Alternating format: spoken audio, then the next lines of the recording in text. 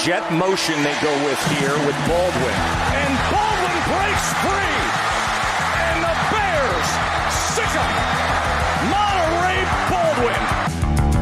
Welcome to Sick'em 365 Radio. The pistol on 2nd and 2. Yates pressured by Foskey. Good interception. That one's going to count. And that's a Jack Kaiser Notre Dame touchdown. Sick'em 365 Radio is presented by IdealMRI.com. High-quality MRIs for $497 or less. IdealMRI.com. Your health is important, so is your budget. Trying to catch the Sooner defense flat-footed. And pushing the pile. In for a touchdown. Warren gives Oklahoma State the lead back. The 3 o'clock hour is sponsored by Waco Custom Marketplace. Meats, sweets, Texas treats, and a cut above the rest. 425 Lake Air Drive, Waco. Here's Corum. And Corum, what a move. Corum, he needs a block. Corum, down the sideline. Blake Corum, touchdown, Wolverines. 67 yards. Now, here's David Smoak, Paul Catalina, and Craig Smoak. And here we go on this Tuesday afternoon. Sick'em 365 Radio, 365 Sports on YouTube. And the chat room is already underway with Scotty, John, Jennifer. Also a separate John. Also Sergeant Pickles 13, Texas Buckeye, Laura Weiss, Devil Frog, Hilda B, Ohio State fan Blake, and also a few others. We appreciate all of you for being a part of it. The text line available, 254-339-1122. Paul Catalina, Craig Smoak. I'm David Smoak, and here we go. Big Ten Media Days today up in, of course, the Big North. And, let's start with this. Here are two quotes from Big Ten Commissioner Kevin Warren from earlier today. I get asked every single day, what's next? It may include future expansion, but it will be done for the right reasons at the right time with our student athletes' academic and athletic empowerment at the center of any and all decisions that we will make. He also mentioned we will not expand just to expand. It will be strategic. It will be add additional value to our conference. That's from Kevin Warren, of course, the USC-UCLA story from a few weeks back. Yeah, I wonder, and I'm not trying to knock Rutgers or Maryland, but on a comparative scale, I doubt that they can add the same kind of value that USC and UCLA can. So moving forward, if they're going to do that, you have to probably look on, what on the USC model of who that is, and maybe it's Oregon, maybe it's Washington, but I think that's kind of, it's not confirming, but it's not confirming that the plan is bigger than 16. So if markets matter, or do they not matter? Yeah, I don't know. I guess L.A. does that, but, because you're advocating throwing out the New York and Baltimore, Washington, D.C. markets. No, I'm not advocating that. I'm just saying, does that, like moving forward, do you get a school that's just in them like those are, that doesn't really bring you much other stuff? USC brings, and UCLA bring you a lot more, not only the market, but there's more value in what they bring athletic-wise, too. Yeah, I guess it all depends. Everybody seems to I don't know what's actually being coveted here. One day it's markets, and then markets don't matter, and then one day it's the channel, and the channel doesn't matter, and then one day it's this, and then that doesn't matter. I'm just trying to wrap my head around what actually matters here. You know what matters? Whatever you need to say, whoever you are at that specific time. Exactly. He's talking about academics. When have we last heard about academics? It's just, I don't know, but you're right. I think everybody's just saying what they have to say, but I swear I go on Twitter, and the things that I was told 2 days ago are as absolute no substance, are like the rallying cry for a certain conference. It's wild how much any given thing can change by the day. Kind of like yesterday, the big rah-rah was about a certain time slot, and I'm sure we're going to get to that here in just a second. But, I'm not surprised. What's he going to say? No, we're completely done, and we're just going to stay pat, and just that's it? They're clearly not. Even if he said that, we'd all go, BS, that's not true, because we all know that everybody's waiting to see what Notre Dame's going to do eventually. And we know that the likelihood of you just sitting there with 2 West Coast schools and then that just being it and you never expanding again, that's probably unlikely as well. So, I didn't expect much. If you had said, hey, this question's going to be asked on Tuesday, what kind of great answer do you think you'll get? I wouldn't think we'd get some great answer, and that's about what I would have expected, is a kind of a non-committal as far as details go. But, yeah, absolutely leaving the door open for more expansion, which if you're an expansion nut is exactly what you wanted to hear in so many ways, because, hey, that leaves the door open for even more speculation and more moving around and more life rafts and all of that. But if you're somebody who's wanting everything to kind of settle down, that's the opposite of probably what you wanted to hear. So that's that. Here's another quote. Kevin Warren, they were bringing up realignment and what's going on. This is what he said about Big 12 Commissioner Brett Yormark. He gives Big 12 Commissioner Brett Yormark an endorsement when answering a question about college football expansion. Quote, Brett is a marketing wizard, very innovative, which is, of course, what we have heard about the new commissioner, but that came from Kevin Warren, Big Ten commissioner as well. There's some other watch lists that came out again today, many more of those as well. Otherwise, it's pretty much status quo on anything else. When it comes to realignment, we had Jason Scheer on yesterday, the approximate number that he's being told the teams that are left in the Pac-12 might get with any kind of lowball offer. He said that as well from ESPN, which again is just a starting figure. It's a part of negotiations. Here's an interesting note. This means nothing when it comes to wins and losses, but we have seen this, the social interactions in the month of June. The SEC had 1.1 million social interactions in the month of June. Big 12 was half of that, or less than half of that, a little over half of that, excuse me. And then the Pac-12, the Big Ten, which of course is a monstrous conference with a huge alumni base and more, in the ACC. What does that mean? Just a graphic. That's all it is, but I saw that today, and that came from Saturday Down South. Skull Sparks is the one who put that graphic up. Now let's discuss this. I got this from the 213, and I think, Craig, you follow the recruiting a lot more than I do. You and Grayson do a great job. Recorded another Bearcast today, and this is a text from just earlier today about the 4 stars and others. When teams win national championships, most of them, if you look at the ones that have won, have the very highly rated stars. Now, some classes do not perform. Texas has been known for underperforming based on their overall recruiting numbers and whatever ranking they get.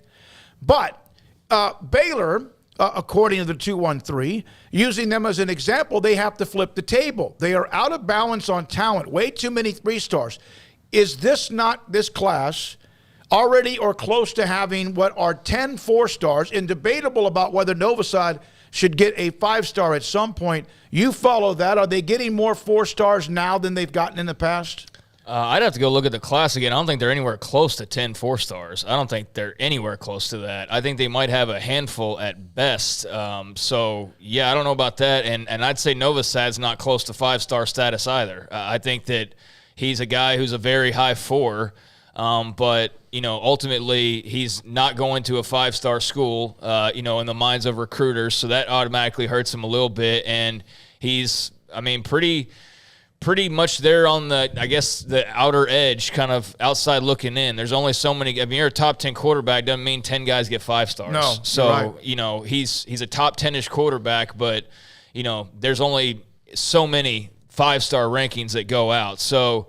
that's just for starters, but I think that they're, the thing with Baylor that's hard to judge is every time they've started to get good recruiting classes, something's happened. They started getting their best recruiting class of all time that eventually scattered and basically created A&M's class with Kellen Mond and Ohio State's class with Baron Browning and, several other guys that were spread out around, guys went to Texas, did absolutely nothing. Cam Martin went to Auburn. Like, all those guys just spread out after Art Briles was fired. So that was when they had finally, they'd won a couple of titles. They were right in the mix.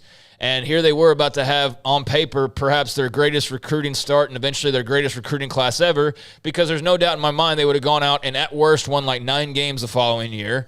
And that would have been a down year for them at that point in time. And they would have recruited really well and signed a good class and then just kept building it. Okay, so that gets derailed by the whole scandal. Then a couple years back, Matt Rhoades starts to climb up the rankings, and what happens? He decides to go to the NFL. So, again, you had to start back over from scratch. So I don't think we've really seen what can be done at Baylor, because when it's actually gotten close or even sniffed what's capable of being done, the rug's been pulled out. So if Dave Aranda – This has been my point all along when people talk about, like, jumping for the big jobs, for the big money or the big glory or whatever. It's like, man, what if somebody just stayed in Waco and built something? Like, screw being the 4th guy in OU history that, like, carried them to a Big 12 title or whatever. Like, how about being the dude at a certain school and, carving out your own legacy? And I know there's been others, there's other coaches that people will point to, but I mean, there's room to be the top guy of all time in Baylor football history. And there's been a couple guys knock on that door, but they eventually got pulled off the front porch, or they found they were in the wrong house and they're like, oh, no, I meant to be next door in the NFL. So, if Dave Aranda sticks around, I've got high hopes that we haven't seen the best of what can happen in Baylor's recruiting. Yeah, if you look at almost every program in history had to start somewhere, and some started a lot later than others. So who are the programs of this century that are the the Miamis of the world that were nowhere, and then somebody stayed there and built it up because you could? So who is that in the 2020s? It might be Baylor. If Dave Aranda stays at Baylor, you can see that happening. But if it's another 4 or 5 year clip and he goes and they have to restart again, who knows what that means?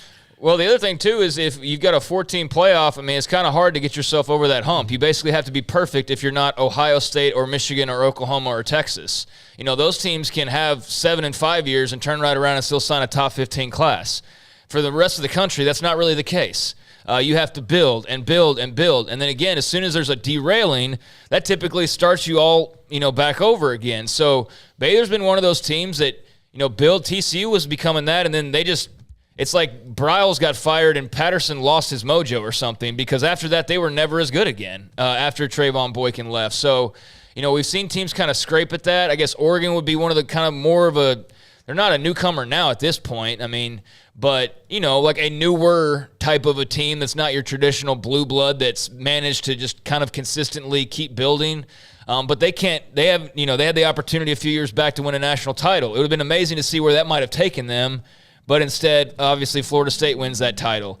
Yeah, I mean, to your point, yes, Baylor has to get more 4-stars to technically, on paper, compete for national titles. But it would really help if there was, more playoff spots available to be able to build and keep building and not feel like it's such a country club or bust type of access. I think that's as much kind of why you see the same teams over and over again. There's just certain ways the rules are shaped up that, you've got to be basically perfect and hope there's nothing that goes wrong to really be able to build a program in this day and age, which is why when we talk about tradition and the Blue Bloods, it's the same freaking team from 20 years ago. It's the same ones. I mean, it's the exact same lineup of teams with the exception of maybe one or two. For like the last 30 years, there's been like maybe a couple have joined that club. So, it just shows you how hard it is and how much that group of teams don't really want a whole bunch of teams being able to be up in that group either, at least in my opinion. But here's the deal. In the NFL, they love parity, and they have it about as well as anybody. In college football, they don't want parity. They really, it's kind of like always worked against you. Now, if you get enough of the once-in-a-lifetime guys, or what Luke Fickell's doing at Cincinnati, or what, in fact, it appeared what Briles was building at Baylor, or what Dave Aranda is trying to do. I think right now, depending on which service you look at, Baylor's got anywhere between 3 or 4, 5, something like that, maybe even 6 4-stars. That will also settle a little bit. You know what? I know that that's what you need. It's evidence. Evidence shows that, but it does appear as if Dave Aranda is building a little bit of that. Now the question is, can you sustain it? Can he stay around? And can you continue to then go from 3 to 5 to 9? Some of the teams in the rankings may have 15 or 18 four-star players, and then a couple of 5-stars and a couple of 3-stars along with it. Yeah, college football is a different business model than the NFL, who loves parity. Smokey, you mentioned that. College football not only doesn't, like, you don't want to tell them the word parity. Like, they can, each individual conference can brag about their parity, but it's kind of splitting hairs most of the time, you know, especially when, okay, you have parity, but lately the same team is always in the playoffs. All the rules go against having parity, though. Exactly. Yeah. All they of don't them want go, it. like, every college football rule that gets passed now is like anti-parity. So you can have the number 5 recruiting class fall completely flat on your face from evaluations or character evaluations. And is there any penalty for you, really? If you're like Tennessee and you just go face down bust on your recruiting class, is there really any penalty? No, because you've got the transfer portal now, right? You got the transfer portal. Is there really? No, there's no transfer rule anymore. You can just go. You can, I mean, like, there's paperwork you have to fill out, but there's no sitting out a year. So, you know, now the conferences are becoming even more separated. So, you know, it's really difficult. It's really difficult to build a program and to maintain and sustain and keep building a program, because every time you start to sniff some success, here comes some bigger school that wants to hire your head coach or your coordinators or whatever. And that's great for them, but it's just difficult. So, you know, going and getting over that hump in recruiting of having top 25 classes or top 30 classes and taking that and then being like top 15-ish and top 10-ish, I mean, how often do you see any new booty get into that group of teams? Like Cincinnati randomly last year on the greatest year they've ever had, but are we expecting them to do that 2, 3, 4 years in a row? It's going to be really hard. So, yeah, there's a lot of factors that go into it. Baylor's going to probably end up signing their best recruiting class ever, and they can build off that, barring just mass exodus for some random reason. They should, on paper, be really solid. And, you know, you just got to keep winning games and just keep building, and hopefully one day you get there. But it's easier said than done. Some of the text messages that I peeled off, and Craig, you've got another note about Kevin Warren, and we'll get to that in a second. But the late night text or even the morning text, here's one. I'm a lifelong Sooners fan from the area code 405. I hope we get 10 wins this season. I think that will win in the long. It will be a win for our long, non-existent defense and for our new head coach. I think we're moving in the right direction, but I don't expect miracles. It's a Sooner fan. Love the show. Keep it going, fellas. We appreciate you for that as well. And then also the 801. One expansion scenario is for the Big 12 to get the 4 corner schools going up to 16. But what happens then if Oregon and Washington continue to be blocked out and then the Pac-12 doesn't get any juice? What will happen to those 2 teams? Do they join somebody else later?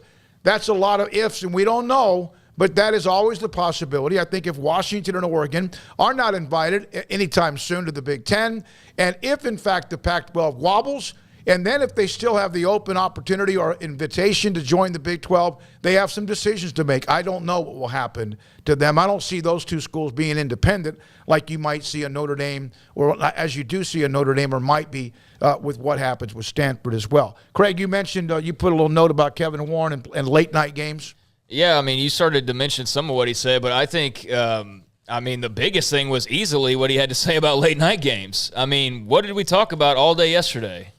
This stupid time slot, right? This stupid Pac-12 time slot where I just said, we had John Wilner and Stuart Mandel, I think both had pieces yesterday, or have had pieces here as of late talking about this time slot that the Pac-12 has that is so valuable, this late night on Saturdays where they basically go unopposed across the country.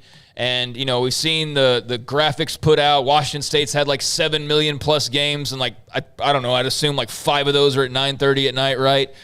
So there's an advantage there. And we were even being told when it looked like there's really not a lot of mojo or momentum for the Pac-12 that this was their saving grace, right? Was this late night time slot on Saturdays, as the last 48 hours was being trumped up like their big wild card. Well, this is the biggest story of the day easily. It's not Kevin Warren saying they're still open to expansion. Kevin Warren highlights late night time slot as what the Big Ten will now be able to regularly play in because they've got USC and UCLA. So that's interesting for a multitude of reasons. One, those schools hate that late night time slot, but get used to it because you're going to be playing in it on a regular freaking basis because they're not going to have Indiana Rutgers, starting at like midnight on the East Coast. That's just not going to happen. So USC, UCLA, you got greener surroundings, you got more green in your bank account, but your late night time slots, those are going to maybe be more regular than they ever were before. They're going to have 7 p.m. kicks, I would say, especially for their big games, for some of their like middle of the road games, like not necessarily USC and Ohio State will be, a normal kick time. But let's say USC and Wisconsin, USC and Nebraska. That sounds to me UCLA and Maryland. That sounds to me like a 9 o'clock. Why would Ohio State not be a part of that? Well, I mean, because you're going to want them in a higher rated time slot. You're going to throw them at 9:30 You're at night. 9:30 they're in the Eastern time zone. And here's one of the problems though. Why would they get? Why do I understand you put them where you get the most eyeballs? But if other teams are going to have to travel East Coast or whatever to the West Coast and play a 7 o'clock Pacific Coast game, it shouldn't just because you suck. No. It shouldn't. It should. Everybody should at some point have to play a game on the West Coast. Yeah, and I'm sure that they will, but it's got to make sense. You don't just throw them out there late night on the West Coast just because everybody else is doing it. If you're going to do it, it's got to make sense to do it. So you'd be calculated in doing it. So it would be USC, Ohio State, late night West Coast, but you'd probably have it set up where it's like in the middle or later part of the season, or maybe you're like, no, let's get it out there early because it's it's going to be, two teams with relatively fresh records so we can hype it up more. I don't know, but yeah, I mean, they'll definitely have to do it at some point. But again, there's only so many slots. Like it's one game a week. It's not like there's 5 games going on so you can spread it all out. But so yesterday we heard, so here's my point is yesterday we heard all about this Pac-12 time slot. Well, Kevin Warren just stomped all over your time slot and just said they're going to take that now or they're going to run up against it. So the days of Washington State pulling $1 million because they're the only game in town, and I don't mean to single them out, it's just, insert team there, that's probably over with because now they're going to be going up against some sort of a Big Ten game. And we don't know what the Big 12 might do in a couple of years with their TV deal either because in theory, if they expand, they could also play those late games, which was my whole thing, was why are they making such a big deal out of one stinking time slot when in theory, the Big 12 could just go add 3 more teams, pair them with BYU, and boom, you've got a full season of that same time slot, plus all your other teams, and I just don't see how that wouldn't be more appealing. So I just thought that was shoddy reasoning for why that was somehow a strength. So if I could kind of pierce through that with this Big 12 idea, this stomps all over it. I mean, this stomps all over it being this big position of strength for them. But what Kevin Warren, he said multiple things. He also said that basically now they're going to be on TV all day long. Every single time slot you look at, you're going to have a Big Ten game because of the number of teams they have, the fact they go East Coast to West Coast. Now, I don't think that's surprising because why else would you be doing all of this, really, going all the way to the West Coast if you weren't planning on having these late-night games? But, yeah, he basically confirmed they'll have those late-night games, and they're going to go from, sun up to sundown pretty much with Big Ten games all day. Also mentioned that their contracts are not quite done yet, but he mentioned having multiple partners. Obviously, there's the Fox. Who else is that? The Fox and, there's somebody else that he mentioned. Big Ten Network, which I guess are paired together. But they'll have that traditional, outlet that they've had. But he also mentioned having multiple unnamed media partners that, have not been announced just yet. So that's important to know if you're a Big 12 or a Pac-12 fan because, well, one, the late-night time slot's not all to yourself now. But two, who's actually got room for games?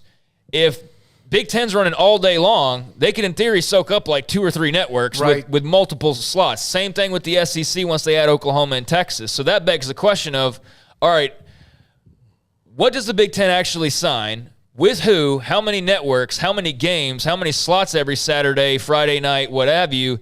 And is Notre Dame a part of this? Because that's even more real estate that they would be taking up.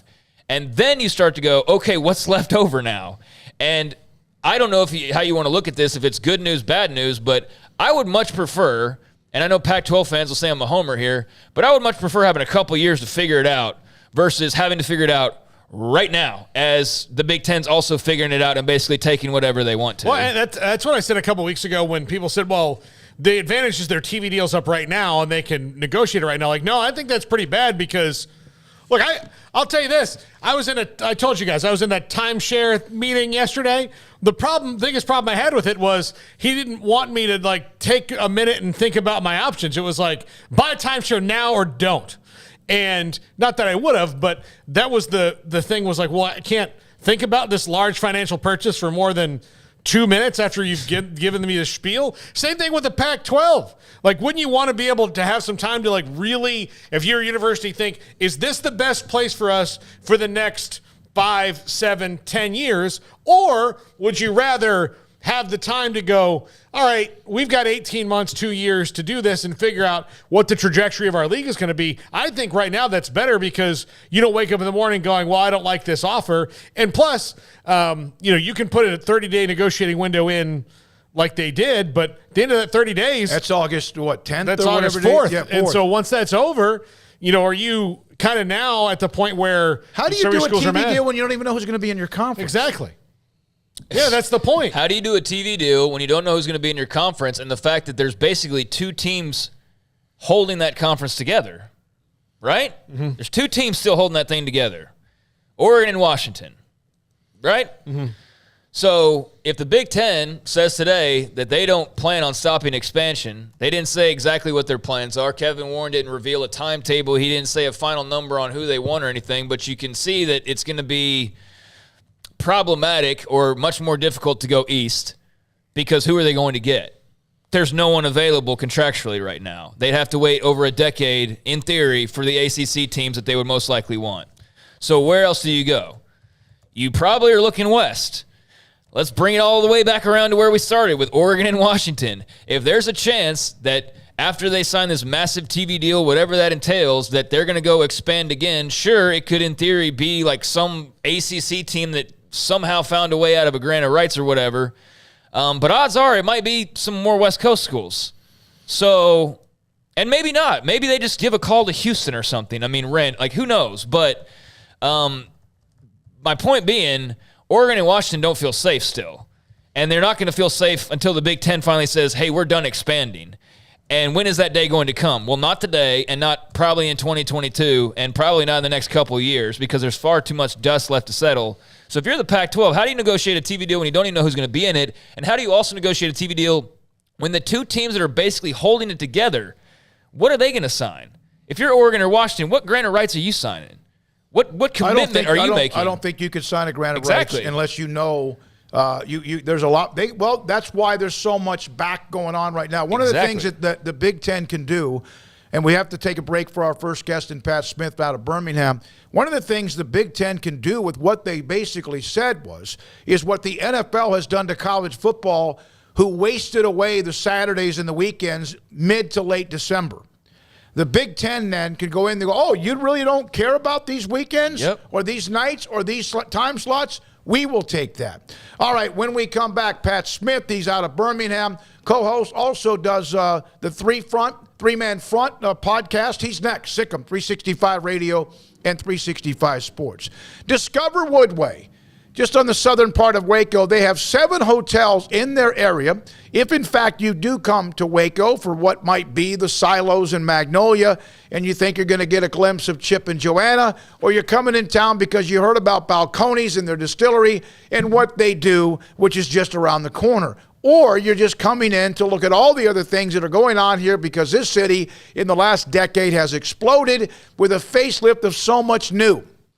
And a lot of people. It's an incredible now tourism area. Waco. That's right, and it's been that way for longer than most people realize. So let's say you're coming into town, you can't find a hotel. The city of Woodway has their hotels, which is basically a part of Waco, just on the southern edge. You can go to discoverwoodway.com for that. And if you have any kind of special events, you want to plan some big meeting or even some sort of a rehearsal dinners or weddings, even though it's kind of deep in the summer for that, they have the Carling Bright Arboretum and the Pavilion, which is a spectacular place, even if it's for corporate meetings and luncheons and fundraisers and more. DiscoverWoodway.com.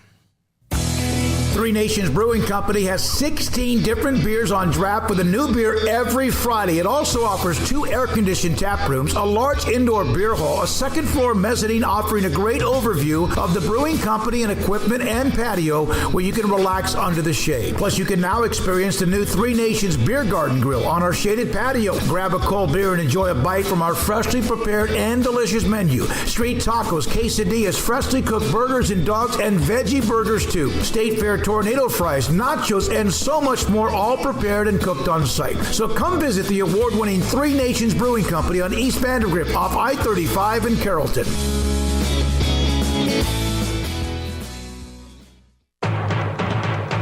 At Allen Samuels in Waco, the new 2022 Impressive Wagoneer Series 2 and 3 have 2.9% for 72 months, plus 4,500 competitive bonus cash going on now. That's right, and 4,500 bonus cash. This incentive on the new 2022 Wagoneers for a limited time only at Allen Samuels in Waco. First responders get 500 extra cash. Come shop the new car and truck inventory today at Allen Samuels Waco. Come by, let's be friends. Don Humidor, your home with a 48-foot walk-in humidor with the elite cigar brands from around the world, including the #1 cigar of the year, Aging Room Cuatro Nicaragua. Plus, they have the great brands like Macanudo and Artur Fuente, Rocky Patel, Aston, and so much more. CBD, great for sore muscles, aches and pains, sleep, Vita Dreams, and anxiety, mild depression, general health and wellness. Their staff very knowledgeable on the subject. If anyone is curious about CBD, ask Carol and Ashley. Don Humidor in the Townwest Shopping Center off Valley Mills in Waco. One size fits all. That may be all right for an adjustable belt or cheap sunglasses, but when it comes to your financial needs, no one wants a one-size-fits-all strategy. Cam Heathcott, your Edward Jones financial advisor, knows that his most important goals are yours. That's why he takes the time to understand your needs, knowing you. That's how Edward Jones makes sense of investing. Cam Heathcott, covering Conroe and Houston, 936-756-7717 or cam.heathcott@edwardjones.com. Edward Jones, member SIPC. Let Camille Johnson Realtors guide you seamlessly through the process of buying your dream home or selling your current one. Commercial, farm and ranch, or residential, Camille Johnson Realtors can smoothly and successfully lead you through any transaction. With a team of 28 experienced agents who are excited about serving you, Camille Johnson Realtors services the entire greater Waco area. If you're in the market to buy or sell, contact Camille Johnson Realtors, 104 Midway Center in Woodway, or find them online at www.camillejohnson.com. Camille Johnson Realtors, elegant, charming, warm. Welcome home. You know what would make this moment better? Pizza. Dough made from scratch and an Italian family sauce recipe pizza. 3 fresh signature cheeses making a melty blanket of perfection pizza. Like loads of premium toppings like crispy Old World pepperoni, savory Italian sausage, and fresh sliced veggies pizza. That's Marco's Pizza. Visit marcos.com and make any moment better. And with 4 locations in Waco, Belmead, China Spring, Woodway, and soon to open in Robinson. Marco's. Pizza lovers get it.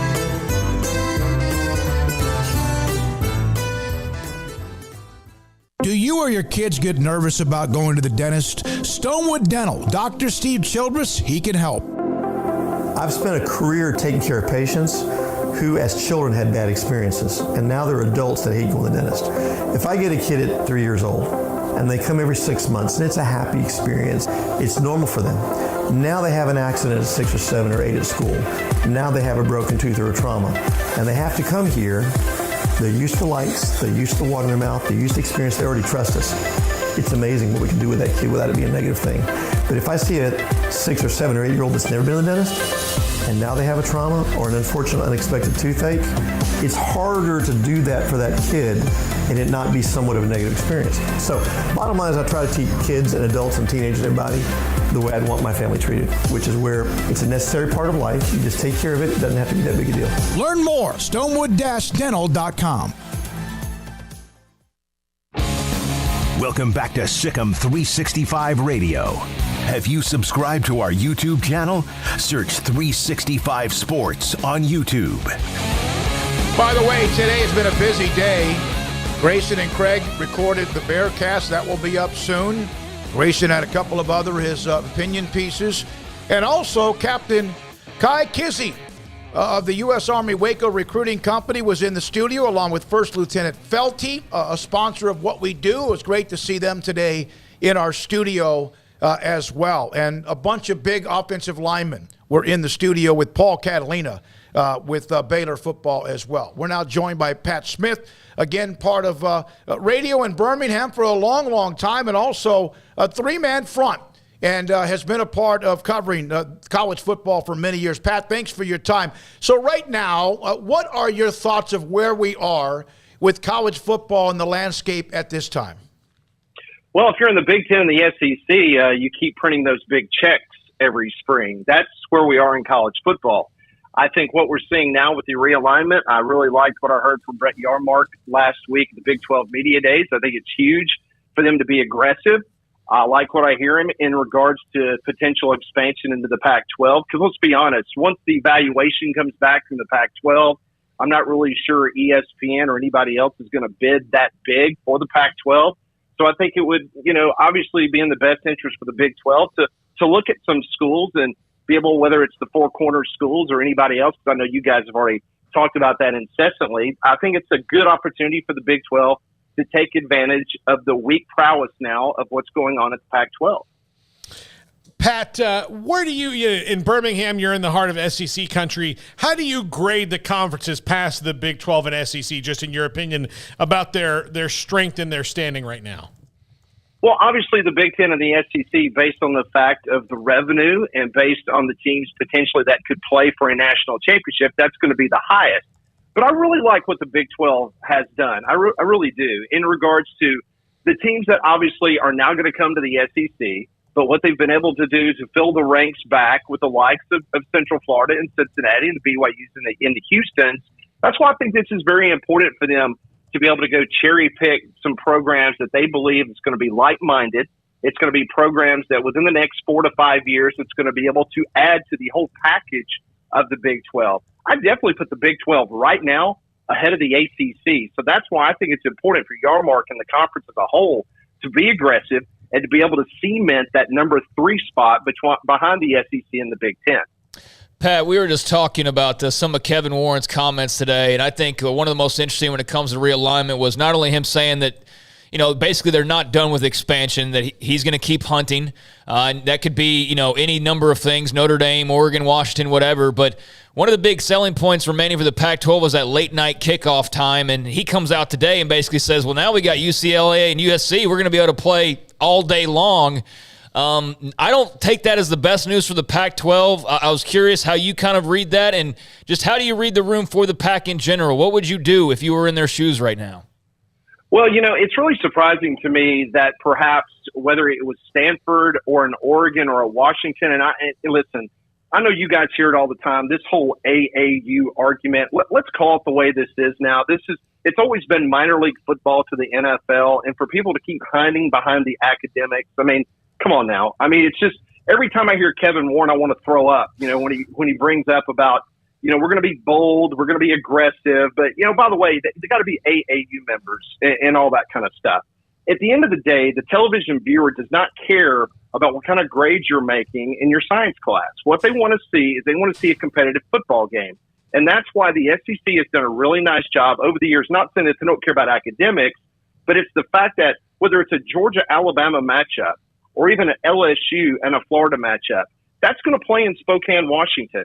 Or if you're a casual football fan in San Francisco, you might tune in and watch 30 minutes or 45 minutes of the game. Meanwhile, you don't have that in the Pac-12. And the fact that you've got USC, which is a named program, but when you have a Washington State program that has had more winning seasons over the last decade than UCLA football, I wouldn't be hanging my hat on the Bruins program in regards to what they can do for football. So where they currently stand, I'm kind of shocked that they didn't go after maybe a couple traveling partners from the West Coast. But I think the whole situation with Notre Dame has got them flummoxed. They want Notre Dame. They think they can get Notre Dame. And so if they were to get Notre Dame, then that's where I think that they potentially would go after a Stanford. But then at that point in time, does a Cal across the bay, are they irritated because they've already lost UCLA? Now, again, Stanford's a private school, so that might be a whole different, cart of eggs that you got to deal with. But for me, the Big Ten, they're in a situation where I think they need at least two more, but they're holding out for Notre Dame to be that one. Yeah, but Pat, isn't that the double-edged sword? Is that Notre Dame, they don't have to wait for anybody. They can do whatever they want, whenever they want. No question. And listen, if they wanted to be in a conference based on the fact that the ACC and they play everything else in the ACC, I think they would have already been a part of the ACC. But they're making $15 million now a year based on the NBC contract. They're going to get $75 million once this comes to fruition after 2025. Now you're looking at the Big Ten, who's looking at $100+ million per school. The SEC and their new contract with ABC and ESPN and Disney, that's going to put them close to the $100 million a year per school average that you're going to get every spring. So Notre Dame's looking around. They're like, we can still make money as an independent, but if we do not have a pathway, a clear path to play for a national championship without being in a conference, that could be problematic. And since you guys have seen in regards to the CFP expansion, not really sure exactly where that's going to go because it blew up in everybody's face a year ago once Oklahoma and Texas came to the SEC. Nobody wanted to play ball with Greg Sankey in the SEC and the CFP committee. But yeah, Notre Dame holds all the cards right now. But if they can get their $75, $80 million from NBC on a new contract, there's absolutely no reason for them to join a conference unless they are kept out because the Big Ten and SEC sets new rules for the CFP. What an upside down, backwards world we're living in when Notre Dame's the hope for college football.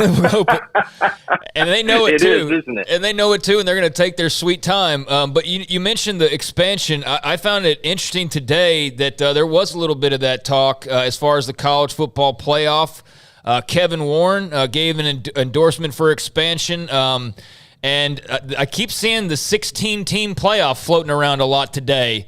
I guess now that everybody's kind of getting their ducks in the row a little bit, do you think that this is going to spur some momentum towards moving in that direction? And what do you think that actually looks like? Because I know the big fear for most people is just, two conferences taking up every playoff spot imaginable, but it also seems like they're leaving the door open that, there will be some representation from outsider conferences as well if that were to go through.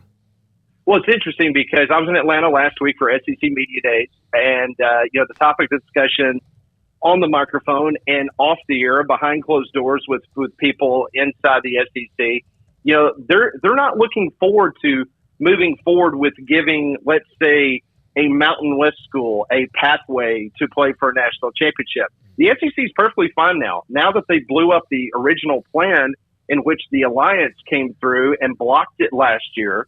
The SEC is perfectly fine with 4 teams because, it worked out pretty well last year with Georgia and Alabama playing for the national championship. They feel good, especially with Oklahoma and Texas coming in, that whether you decide it's going to be 8 or even 12 or even 16, the SEC is going to be able to put as many teams in as possible. I mean, let's keep in mind, when you hear the comments from Kevin Warren today, when he said, look, I want to have multiple media partners be able to broadcast the college football playoff. Well, that's a direct shot at ESPN. I mean, he's taking his orders from the Fox network, who is going to consummate this huge deal with the Big Ten in a matter of days. So, the SEC is going to protect its home territory, which is obviously ESPN, who currently owns the college football playoff. So, that's where these sides, it's going to be very interesting to see where the middle ground is going to be between Kevin Warren and Greg Sankey moving forward, because you got Fox and you got ESPN. ESPN doesn't want to give it up. Fox wants to at least have a game or a rotation where they can have the national championship game. This is where this is all heading, and it'll be interesting to see how it ultimately divides out, because at the end of the day, we all know it's going to be about the money and how much money can all of these schools make based on whoever's covering the college football playoff. What money to you is more important for colleges? The money they might get from ESPN or Fox or whoever else for television revenue, or for the billions that some get because of their academic partnerships?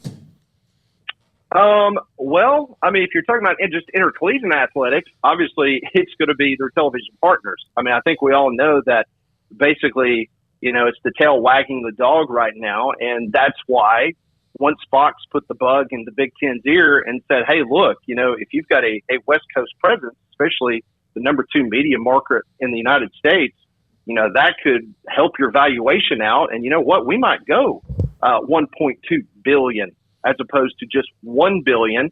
Then you divide that up amongst your 16 schools, equal shares. That's a really nice payday.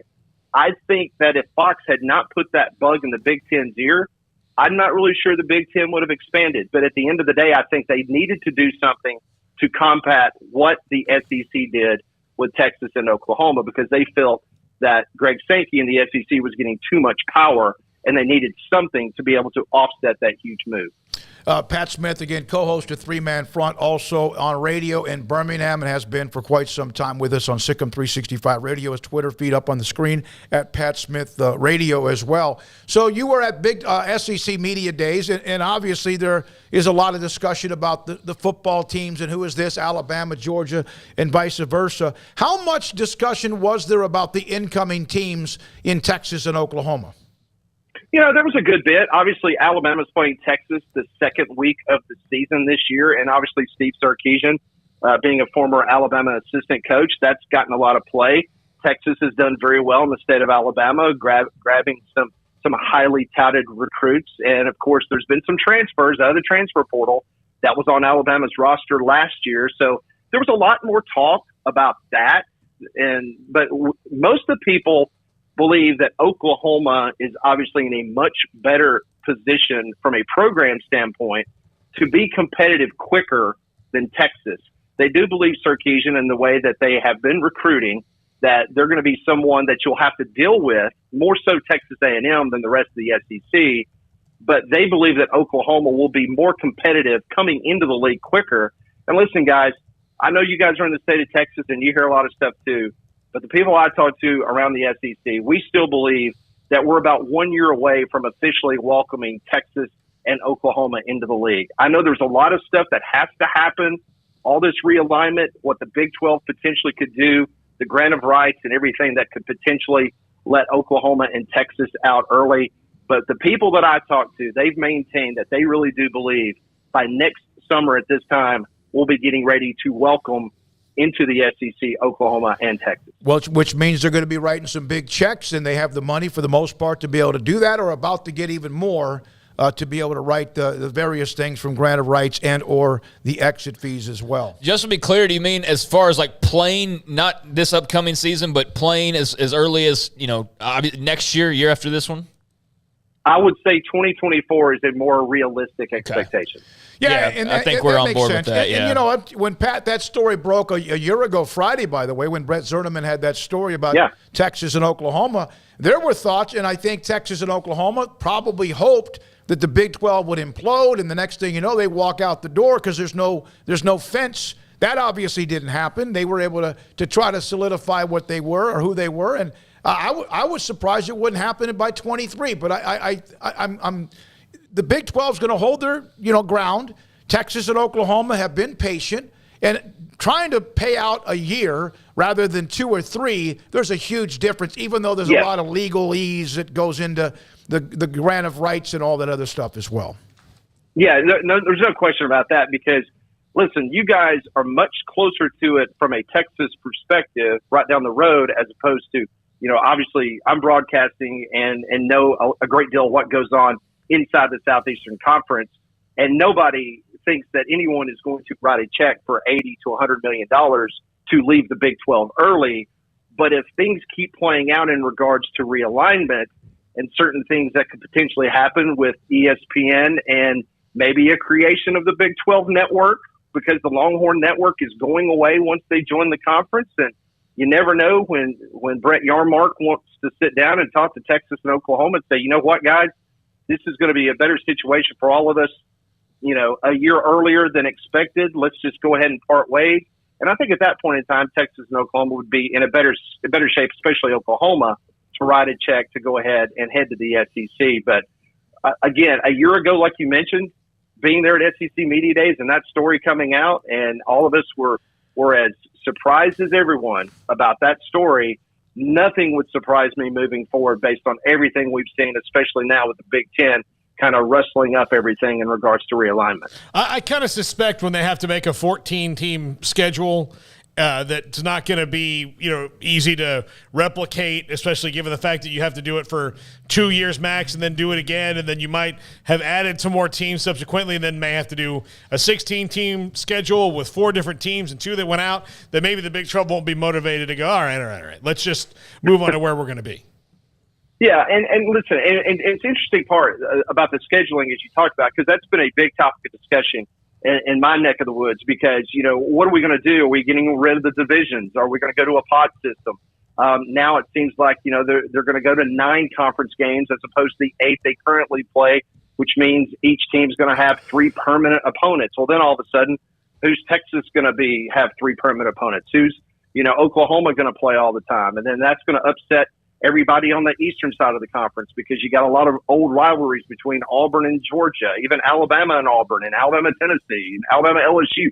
So something's got to give in the near future. So we'll be very interesting to see how it all pans out, especially with those teams coming in, who their permanent rivals will end up being. Pat, if in fact, and of course you see scenarios, and I cannot see this, I know that I'm in probably the minority or a little bit less than the majority of any kind of a Super 2. Craig kind of named it that, whether it's the Big Ten, SEC, whatever number of teams it might be. Well, it would be those 2. Yeah. Oh, no, I know that. I just don't know. But can you actually imagine a national championship being crowned that may not include, let's say, teams like Oregon, Washington, last year with Baylor and Oklahoma State, Clemson, Florida State, among others, if they can't join other conferences? Can you see that truly as a true national championship with 2 conferences?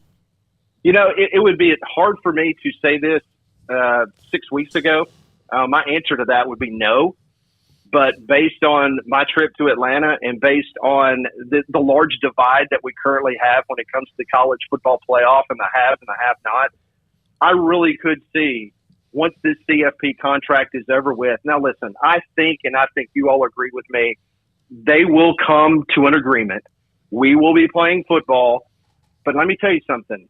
The way that these battle lines have been drawn and how they have been dug in, both on the SEC and the Big Ten side, listen, nothing would surprise me at all if they could not come to a conclusion. And based on other realignment potential things that could happen, I would not be surprised in the least if the SEC, that was floated out about, hey, look, we've got 16 teams, we'll have our own playoff. A TV network will pay for it. And at the end of the day, they say, hey, we're the champion. Okay, so be it. I think the Big Ten kind of feels the same way the SEC does. I don't think we will get there, but I think it's a smaller chance of it happening, where I would have said it was 0 chance happening 6 weeks ago. And if there was ever a sport that's got a bunch of national champions and people that just claim title, it's college football, right? I mean, it's not just like clean cut like this, or it hasn't always been just clean cut. Like there's a Super Bowl champion. College football's got plenty of, conversations about who won what year over the course of its history. So that would almost be college football to have 2 national champions from 2 separate playoffs in a way. Oh, yeah, absolutely. Because, you can look in the Alabama media guide. I mean, they claim 18 national championships. Right. And about 4 or 5 of them, they lost 3 or 4 games that year, and a publication gave them a national championship. So yeah, it'd be like the old days, the UPI, the AP winner, and then it was craziness. But at least the bowl games on New Year's Day used to be fun, right? So. Yeah. Who knows? We might get back to that one day. Bowl games on New Year's Day. What an idea, huh? That's another novel question. Concept, isn't it? Yeah, that's another question is bowl games. But yeah, well, that's for another time. We've got plenty to discuss, I'm sure, here in the future, Brett. Thank you very much, Pat. We appreciate your time, man. Good stuff, Pat Smith. Thanks, guys. Take care. Co-host, 3-man front, and again, he's out of Birmingham. The chat room is going nuts on different opinions of this and that. We appreciate you for your opinion. He also works for WJOX in Birmingham as well. I've got a couple of things. One, he touched on the education piece, and since I've touched on the education piece as well here recently, I want to make sure that his comments don't get confused with mine, because I saw somebody that took mine, I believe, the wrong way. When I'm speaking about education and its importance, I'm not talking necessarily about the 5-star who signed the $8 million NIL deal. Like that guy's fine. I'm not talking about it in terms of everybody on an equal playing field with, checking grades and all of that constantly. I'm just simply speaking to the hundreds, if not thousands, of players who are not going to be making big NIL deals, but want to have the attitude of college doesn't matter and just take the whole experience for granted. Does that make sense? Yep. So I want to clarify where I'm coming from there, because there's far more guys not making any money or making very little money compared to the ones that we constantly talk about, the Bijans and the Bryce Youngs and those guys. And I hear this argument like that it doesn't matter for anybody, and that's just total BS. I don't buy that for 1 second, but I do buy what he's saying as far as the education piece. Is let's not act like Kevin Warren gets up there and this is all about yeah, that's totally BS. I agree with that. But on a case-by-case basis, for the majority of college football players and college athletes, I do think that education piece is not something that you just throw to the wayside like it's nothing. Quite frankly, there's thousands of people across the country that are paying bills every month that are just their education bills that were piled up from 15 years ago, have gained interest, they would love to be out from underneath that albatross.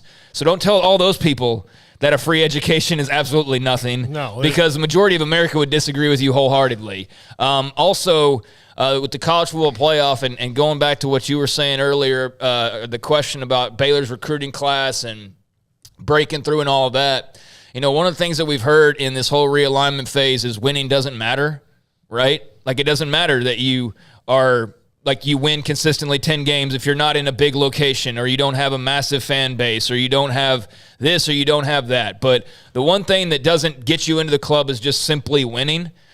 So it makes you wonder, well, how do you get in the club then? If you don't have a Phil Knight and winning doesn't matter, even though I still believe that it does, but, you can't win in 5 years what Texas has done over the course of 5 decades.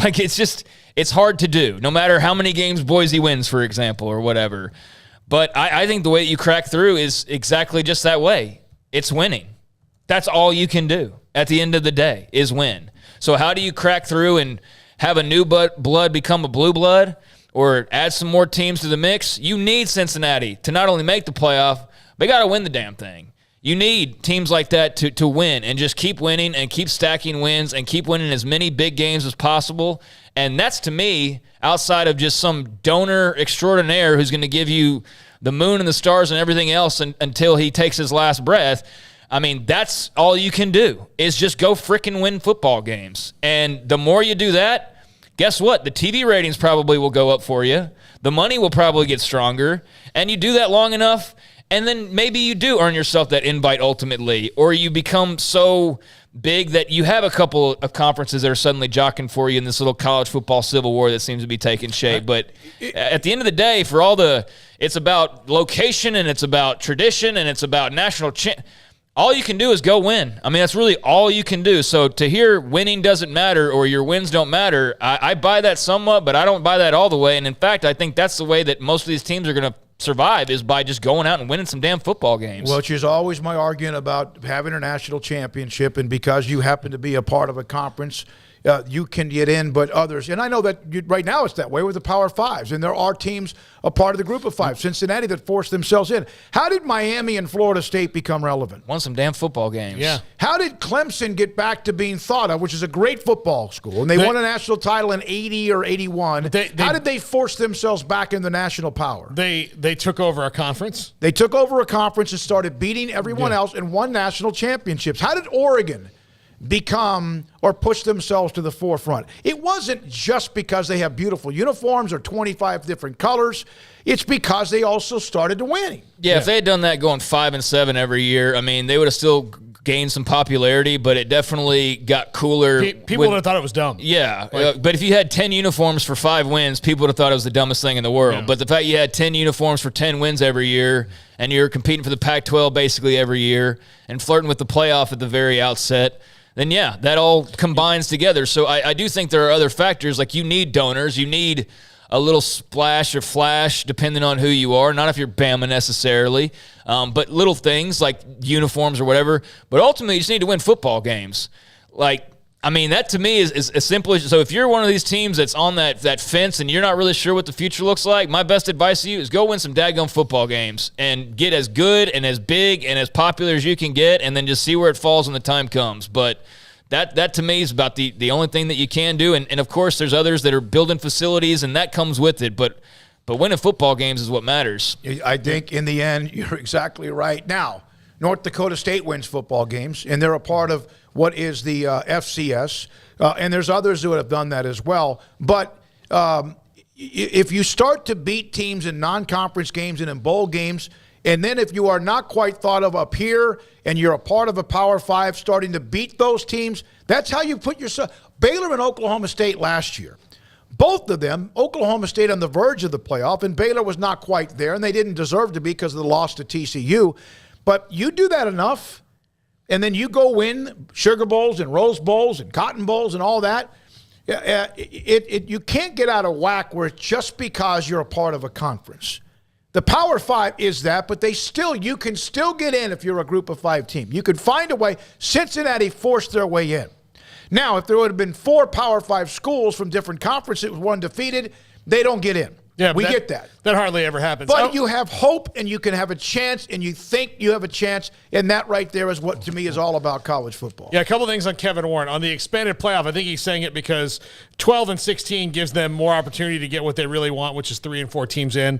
I'll talk about it in the top 5 today. I'm going to go back to the AAU real quick. That AAU thing, though, and while it's important and the research dollars that they bring in are way more than we can even fathom, part of the reason that they keep saying that is that's how the schools can go and get this done within the academic side of the school without much pushback.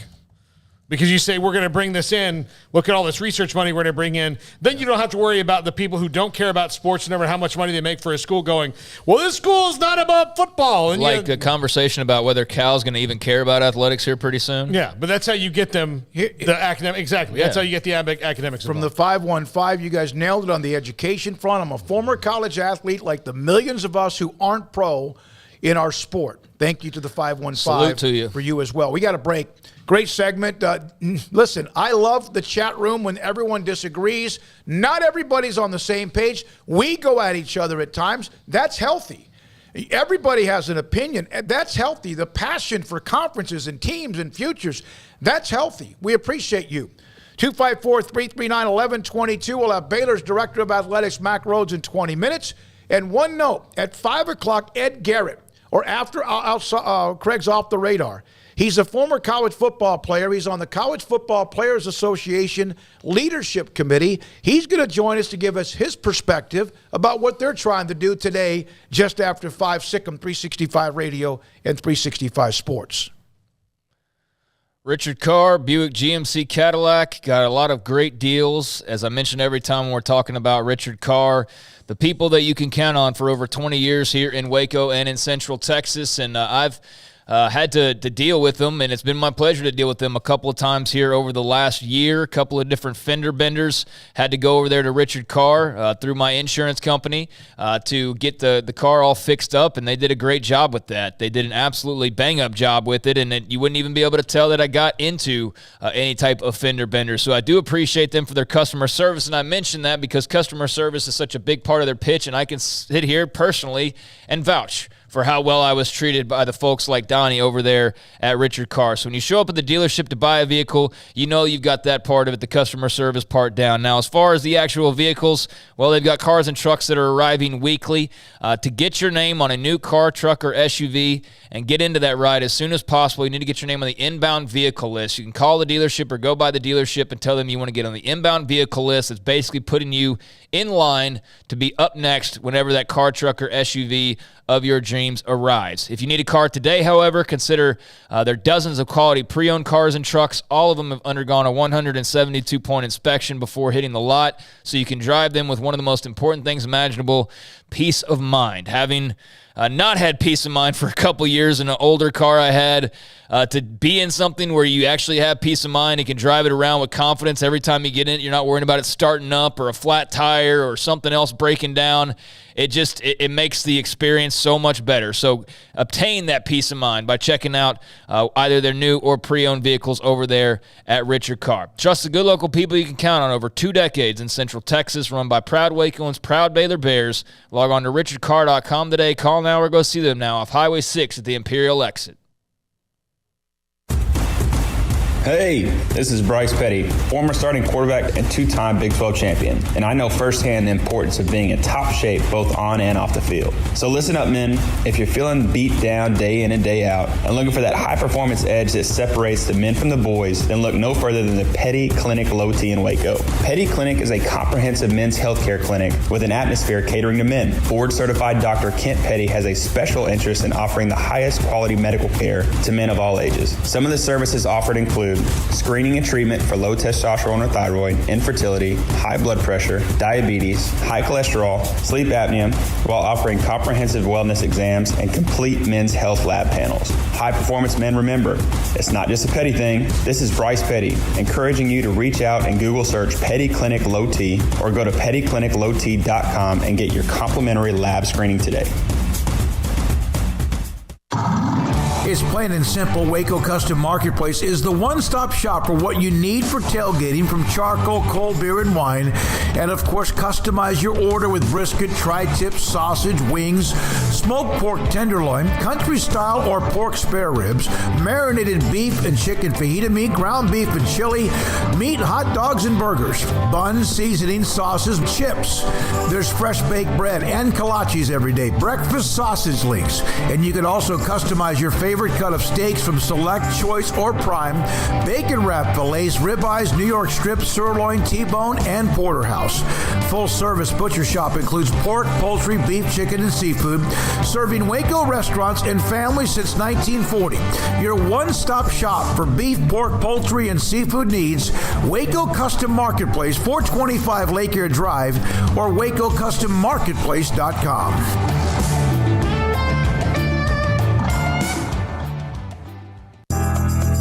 Riverbend Liquor and Wine, Lakeshore Drive and North 19th Street, right behind the bank, is a hidden gem in Waco. If you're a fan of bourbon, especially local Texas bourbons, that's where you gotta go. Balcones, TX, Devil's River, whatever it is, they've got it. Riverbend Liquor and Wine, plus the best selection of craft beers in Waco, seasonally churned out throughout the year, whether it's spring, summer, fall, or winter. Riverbend Liquor and Wine, best selection of craft beers, a speedy drive-through window, and excellent customer service. Find out more on Instagram or just go by and see them. Lakeshore Drive at North 19th Street behind the bank. In the market for a quality metal building? Since 1943, Pioneer Steel and Pipe has helped Central Texas residential and commercial customers with metal building design, panel options, building components, and trim options. Pioneer Steel and Pipe's residential line is energy efficient, offers low maintenance, reduces insurance payments, is impact resistant, and carries up to a 45-year limited warranty. In addition, they can also help you find a metal building contractor for your project. Pioneer Steel and Pipe with locations in Waco and Bryan and at pioneerboys.com.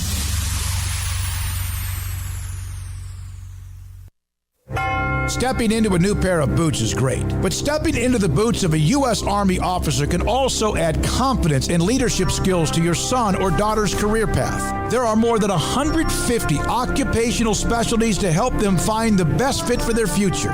See all the things your son or daughter can achieve in our boots at GoArmy.com. U.S. Army Waco Recruiting Company, 254-598-8131 or 254-776-1543.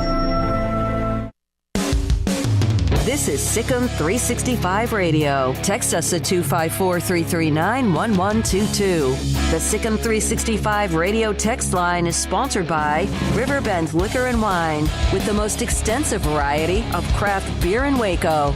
A hidden gem on Lakeshore Drive and 19th Street.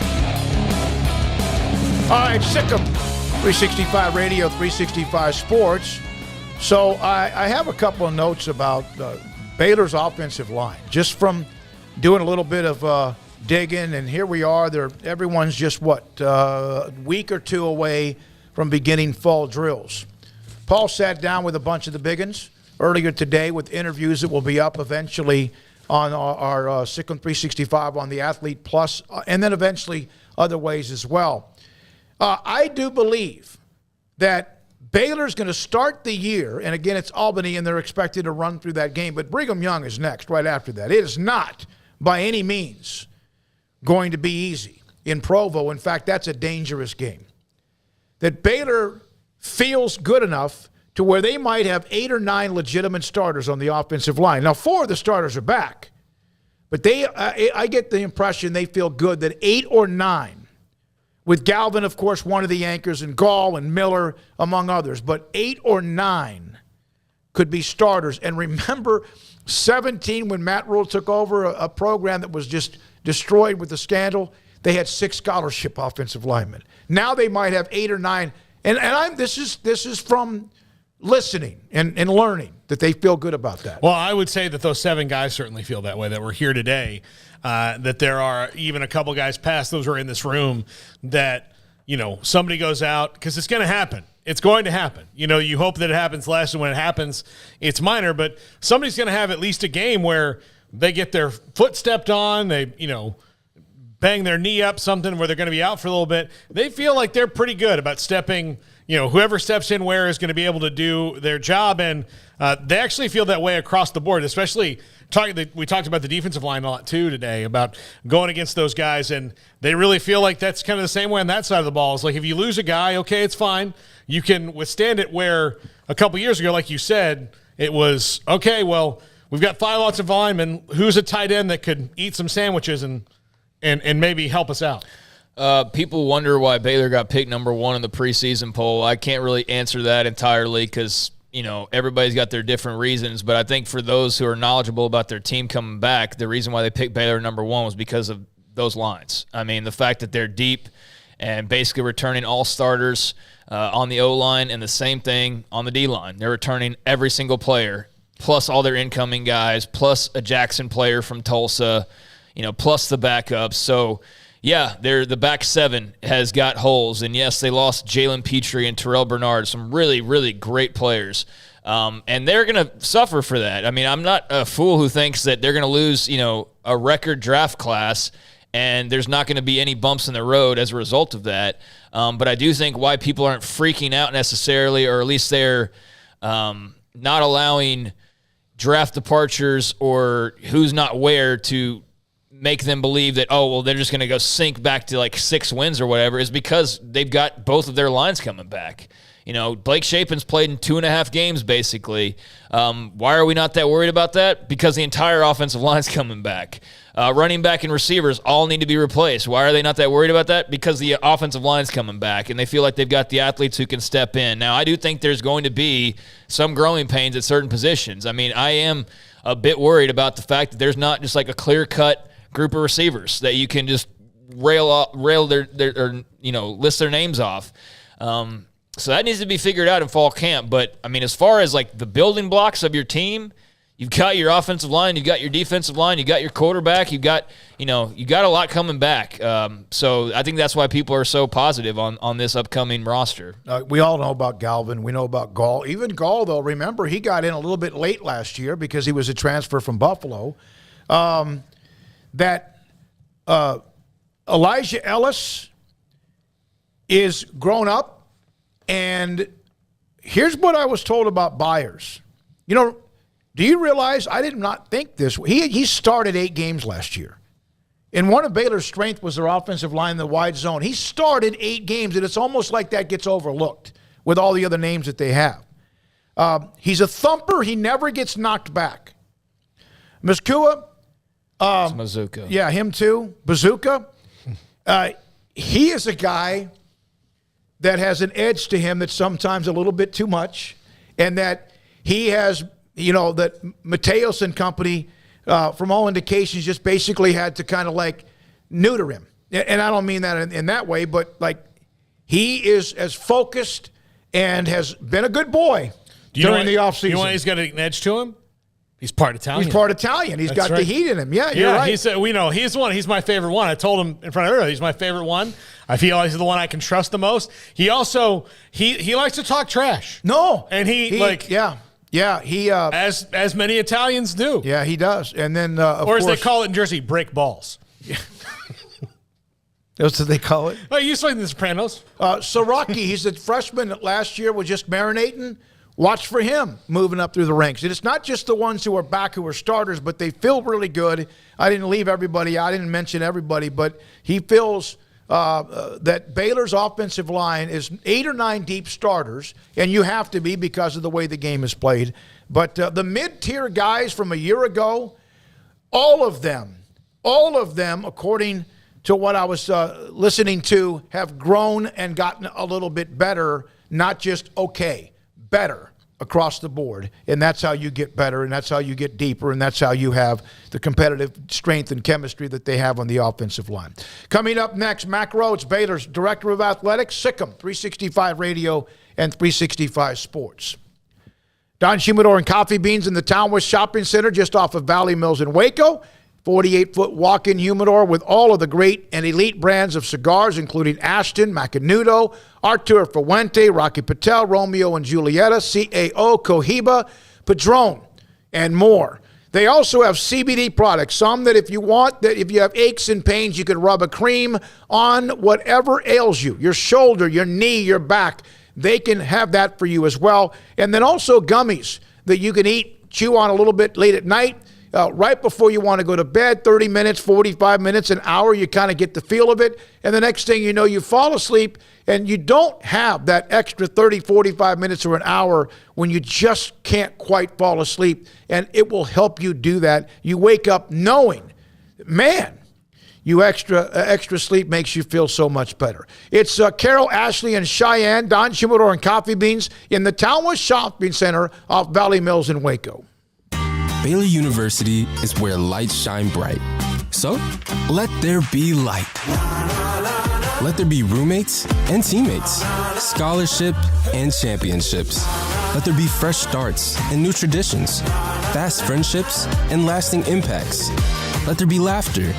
Let there be joy. Let there be light. Baylor University, where lights shine bright.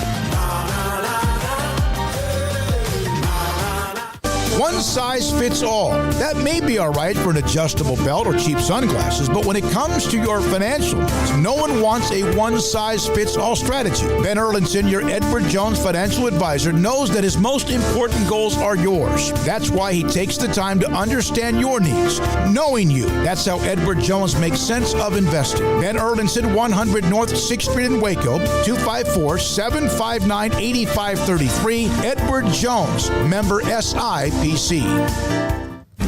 Shorty's Pizza Shack at 12th and Bagby is a homegrown, family-owned and operated must-visit pizza place in Waco. Fantastic pizza by the slice or get the whole pie to share. Great happy hour specials every single day, and it's not just pizza. Great wings. You have to try the Sikkim sauce, chili cheese fries, pizza pillows, and more. Dine in for a great hangout or carry-out, or online at shortyspizzashack.com, or do yourself a favor and bring your crew to the restaurant at 12th and Bagby. Shorty's Pizza Shack. Tell them Paul sent you by.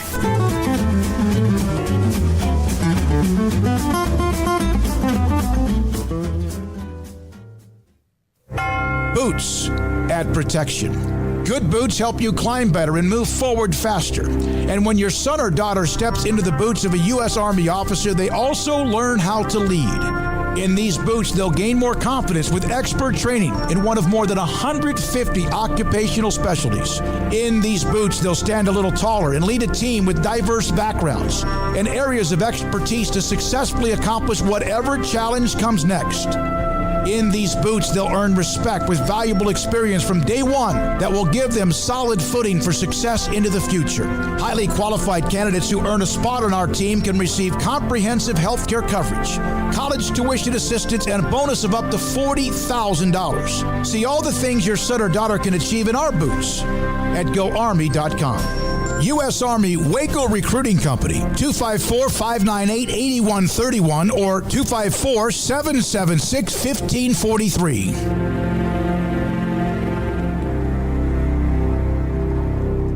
Brad Boozer, Boozer's Jeweler, joins us on Sikkim 365 Radio. Boozer's Jewelers on the corner of Valley Mills and Lake Erie Drive. It's a staple of the Waco economy. What are some of the things you have coming up? You know, we kind of call ourselves the wedding ring store. We do all of our own custom work in-house. I've got 2 expert jewelers on staff every day. We can make anything from scratch. We kind of pride ourselves. Probably 9 out of 10, every engagement ring we do is actually made custom to what the customer wants. People look at that, oh my God, I can't afford it. I can't afford something like that. You've shown me examples that you could fit pretty much any budget. It doesn't cost any more to custom make something. You still have gold, you still have diamonds, and you still have labor. Best thing about a custom piece is if you have any old jewelry or heirloom jewelry or something passed down from a grandma or somebody, we can take that jewelry and use it towards your wedding ring for the sentimental value, and then you've got the product, and then it's just a little bit of labor and a little bit of design on your part of what you actually want. You want to know why they're successful? Brad Boozer, the owner of Boozer's Jewelers on the corner of Valley Mills and Lake Air in Waco. Welcome back to Sikkim 365 Radio. Our weekly segment with Baylor Director of Athletics Mack Rhoades is brought to you by Edward Jones Investments Brokers, Tom Albers, Brad Wilson, Ben Erlinson, and Cam Heathcott. Edward Jones, making sense of investing. Most every Tuesday at this time, Baylor Director of Athletics Mack Rhoades with us, Paul, Catalina, Craig, and David Smoak, and he joins us again today on 365 Sports as well. Mack, thank you for your time. We had you last Wednesday. Got a lot on your plate, obviously. You mentioned at the end of the segment a week ago how much you feel good about where everything is when it comes to the Big 12, and I asked you if you could ever see the Big 12 teams being out of any kind of big boy national championship. Where are you now when it comes to after what you've learned or what new information you have on where the Big 12 is? Yeah, I don't think it's changed. I mean, I think I'm still, very, very optimistic, if not even more optimistic than a week ago about,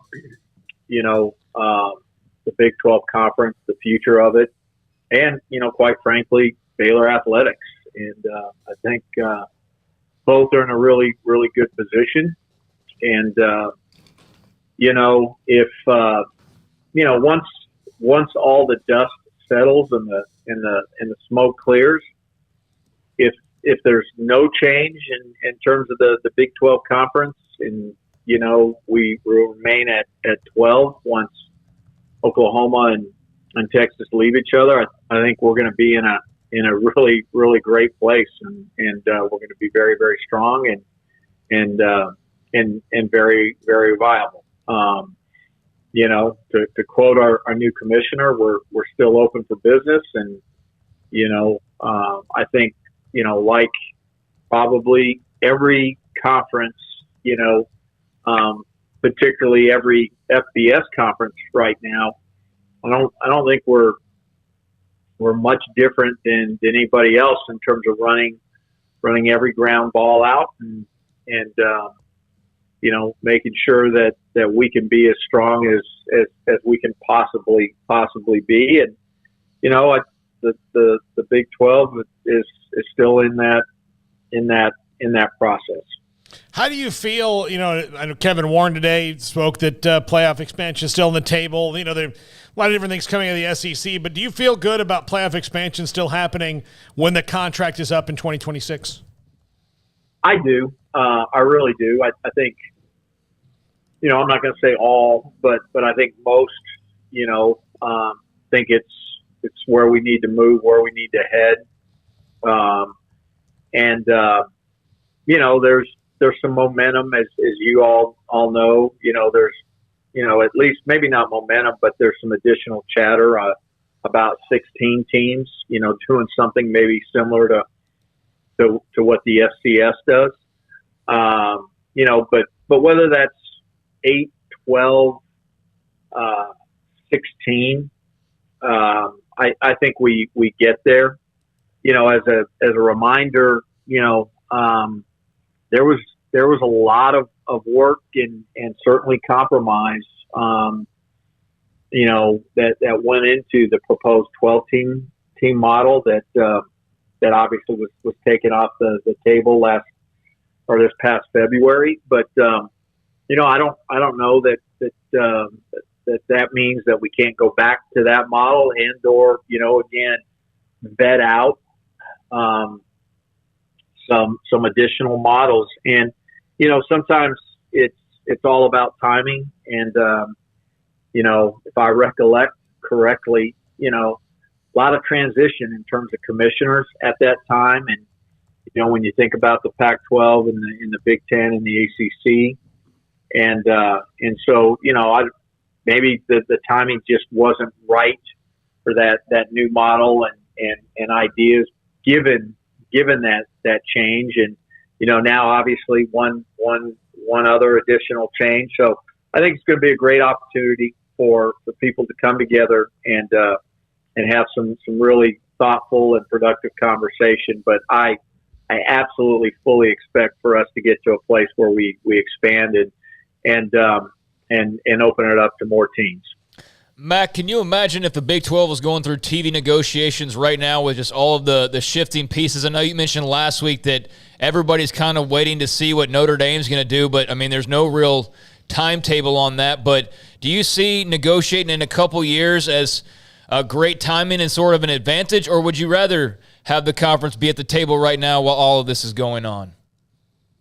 Yeah, Craig, I think that's a really insightful question. I think, look, we're all waiting. When I say we, I think the industry, certainly the different conferences, the next hurdle is the Big Ten and finalizing their TV negotiation, and what does that entail? Who does it entail? Obviously we know it's Fox, but what other linear partners? Is there a dedicated digital partner? And I think that probably needs to happen, or it absolutely has to happen first.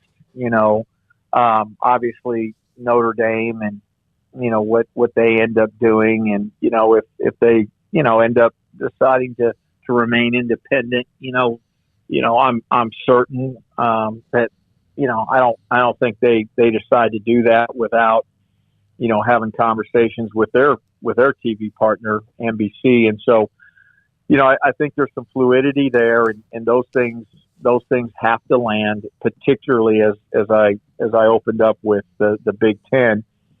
And then I think from there that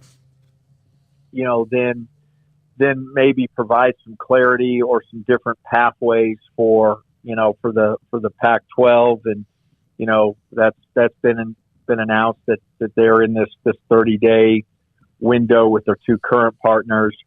And then we the Big 12 will have our opportunity and a bite of the apple, and again expires in 2025, and I think there's a lot that remains to play out, whether or not it ends up going to the open market, and or there's conversations in advance, and I'm certainly not telling you anything one way or the other, but I think those are the possibilities and the opportunities. And so Craig, depending, it's a really hard question to answer, and I think depending about how some things play out, it could be or not be a disadvantage, whether or not we've got to wait a few more years while and follow the Big Ten and follow the Pac-12. Again, I'll double down and just say that I do think the Big 12's in a really, really good spot. And, if we're not, negotiating or beginning negotiations a year prior to or not negotiating until a year prior to the contract, terminating with both of our TV partners, I still think we'll be in a really, really good place. Last, the Big 12 Media Days, Bob Bowlesby said each team received $42.6 million distribution, which was a record. Texas and Oklahoma at some point are leaving, whenever it might be. Can you say it's realistic the Big 12 teams each will be able to still hang around that number? Do you expect a decline? If it depends on what you do, of course, if anyone else is added. What do you feel like you need to be at if, in fact, when the annual distribution is set in stone?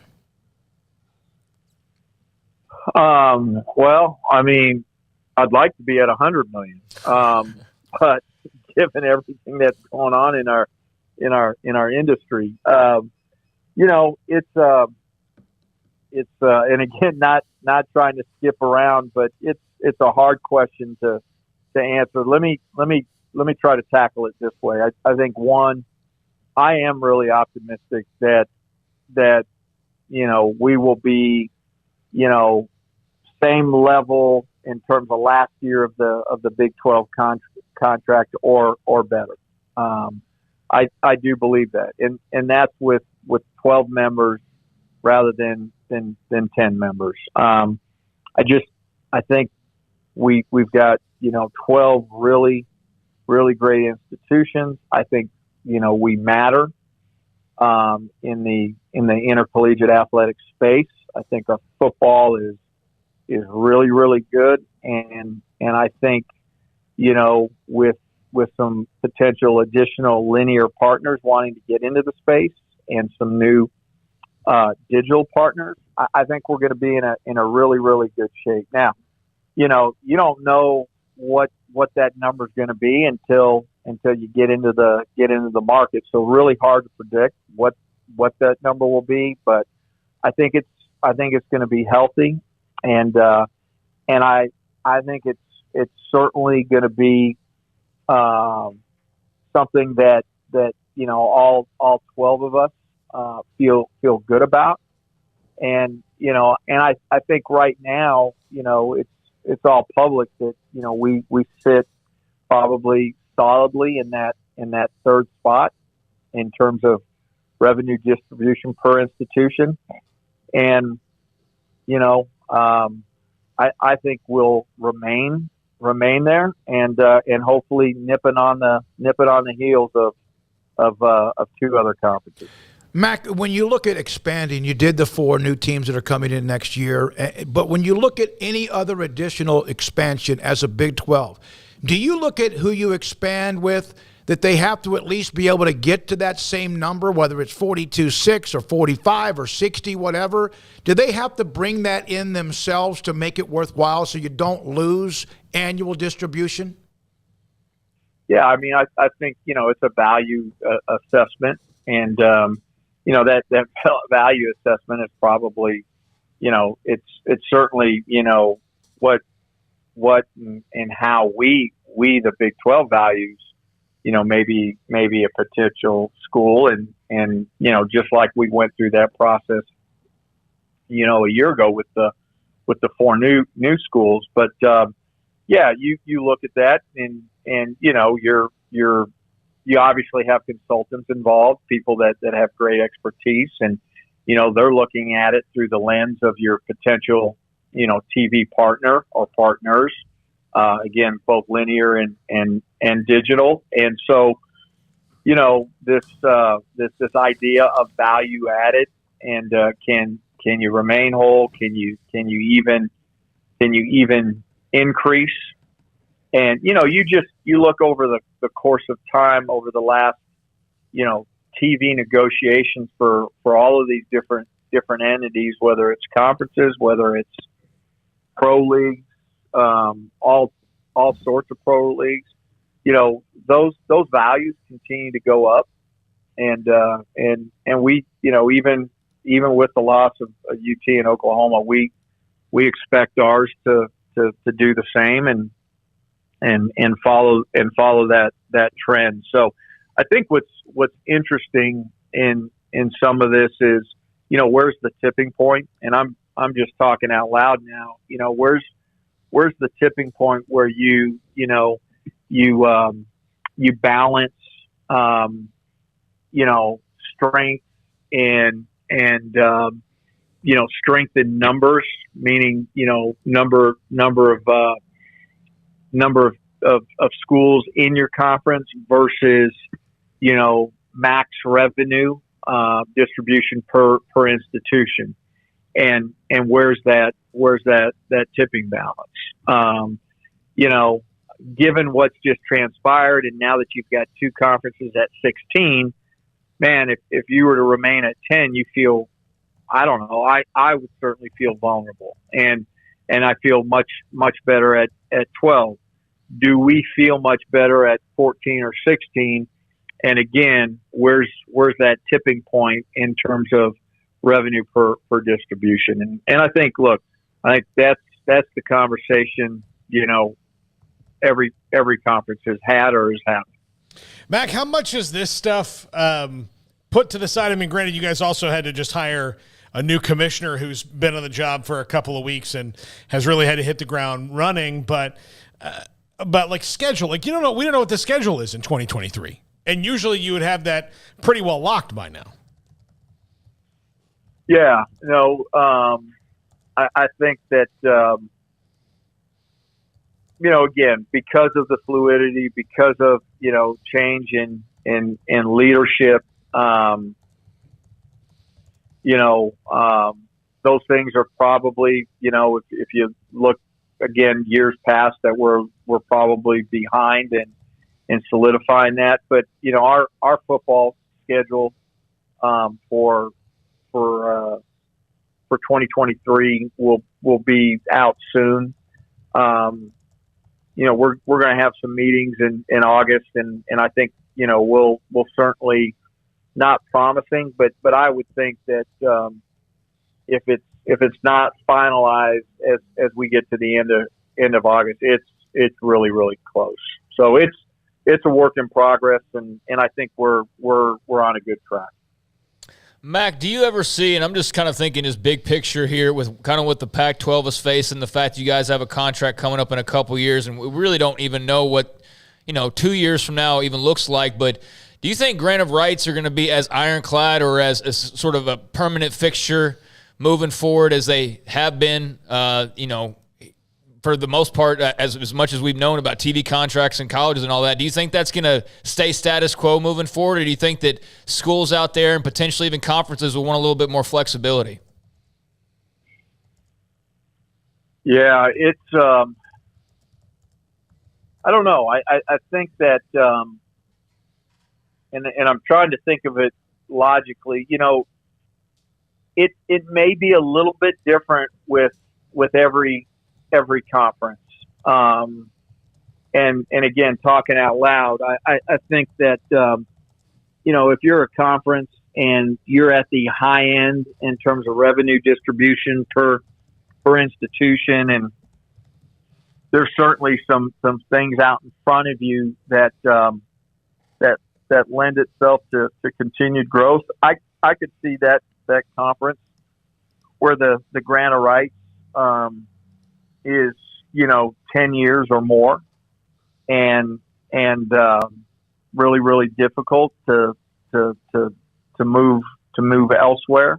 And I could also see in some other instances, other conferences where maybe the grant of rights is not as long. Maybe it's shorter period of time, 10 or less. I just think with the change of TV and the digital space, I just think things are changing at such a rapid pace. I don't know if it's in your best interest to go out and sign a 10 plus year TV deal.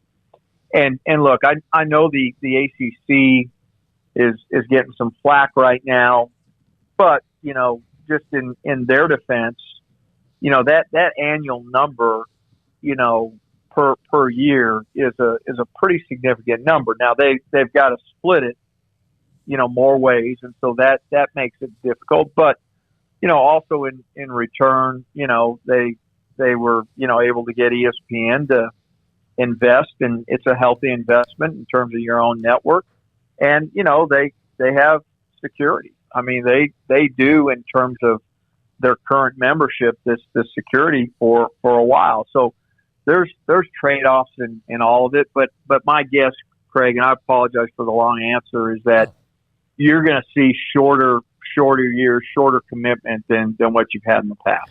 Mac, I don't know where you are as for conference when it looks to adding. Obviously, there are discussions, and as you said, open for business. Brett Yormark said that, and you repeated that last week. Is there a timeline of when you think the conference must know about any additions, or is that kind of an open window? Yeah, I think it's an open window. I do. I think, without divulging, secrets and, there's so many, moving pieces and moving pieces within each conference. And there's just such great fluidity to all of it. And timing is just really, it's just hard to predict. And,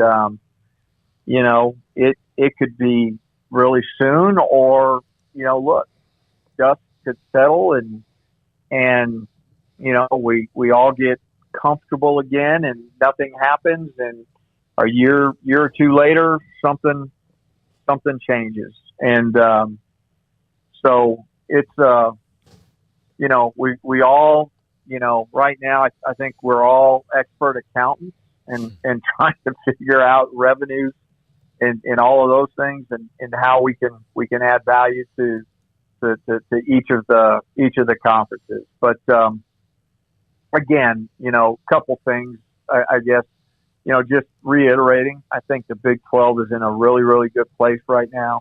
And, also, and I've said it before, but my goodness, just grateful to former Commissioner Bowlesby, adding those 4 teams, how quickly we did it. And those were truly the right 4 teams to add. And that's why we're sitting in a pretty good position today.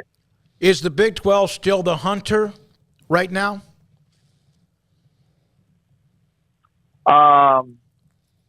Yeah, yes, absolutely. I strongly believe that, right? And again, we've talked about it. You either act or get acted upon. And I think we're in the right seat right now. Mack, thank you very much for your time. We appreciate it. We'll see you soon.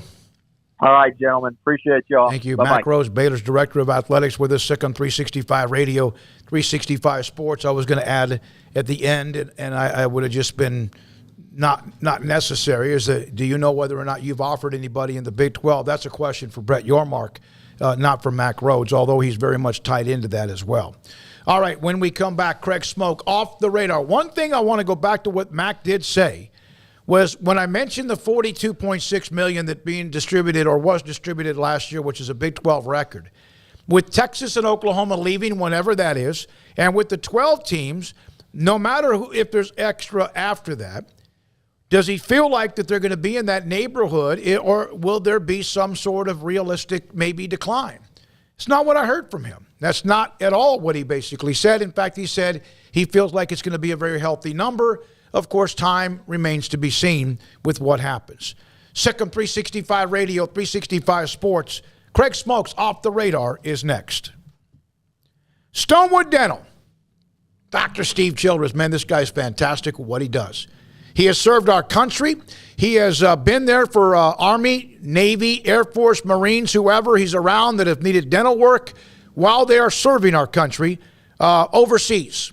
He is also there for you right now in Central Texas at Stonewood Dental. He is an amazing dentist. He has helped me quite a bit. Not only help fix some things that have happened as I get older, but also because I just did not quite take care of some of the dental work that I was told, and eventually it comes back to haunt you. He has been there when his doors have been closed to help me out with some pain. That's the kind of guy he is. He could also, of course, with the very simple of getting teeth cleaned, to also anything else you need when it comes to root canals or major oral surgery, that's what he and his staff can do. Stonewood Dental in Robinson, Texas.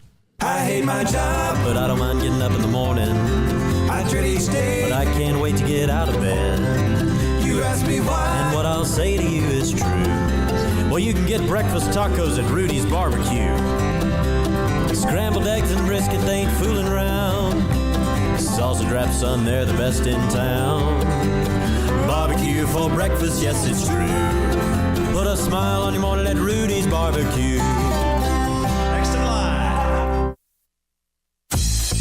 Baylor Scott and White, Southwest Sports Medicine and Orthopedics, the team physicians for Baylor Athletics, diagnosing and treating all sports-related injuries, including concussions. These specialists also provide orthopedic services for athletes and non-athletes alike, whether it's knee or shoulder pain, hand or wrist injury, orthopedic spine care, and even an arthritis and total joint clinic. Trust the doctors Baylor Athletics trusts. Baylor Scott and White, Southwest Sports Medicine and Orthopedics wants to get you back in the game.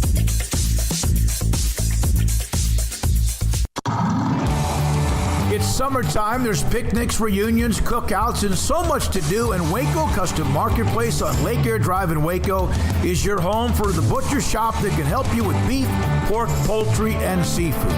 They are spectacular at being able to deliver you whatever cut of steak you want. Bone-in ribeye, however thick you want it, that's great. They'll do it. Sirloin, T-bone, porterhouse, bacon-wrapped filet. And, of course, as I mentioned, they have pork, poultry, and seafood. Their Norwegian salmon is spectacular.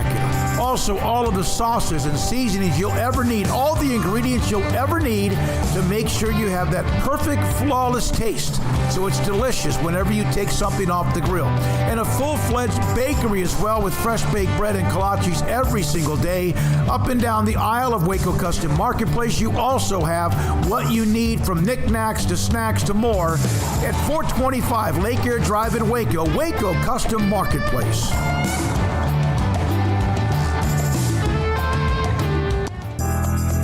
Riverbend Liquor and Wine, Lakeshore Drive, North 19th Street, right behind the bank, is a hidden gem in Waco. If you're a fan of bourbon, especially local Texas bourbons, that's where you gotta go. Balcones, TX, Devil's River, whatever it is, they've got it. Riverbend Liquor and Wine, plus the best selection of craft beers in Waco, seasonally churned out throughout the year. Whether it's spring, summer, fall, or winter, Riverbend Liquor and Wine, best selection of craft beers, a speedy drive-through window, and excellent customer service. Find out more on Instagram or just go by and see them. Lakeshore Drive at North 19th Street, behind the bank. With so many companies and policies out there, it gets so confusing shopping for insurance, and I never know if I'm getting the policy that's right for me. Luckily, I met the team at the Niche Group Insurance Agency. With the Niche Group, you can go to one company and get access to coverage options from many insurance carriers, and you get to speak to a real person about your specific coverage needs. With the Niche Group, I know I'm getting the right coverage at the right price. If you need insurance, talk to the experts at the Niche Group at 1-800-258-8302.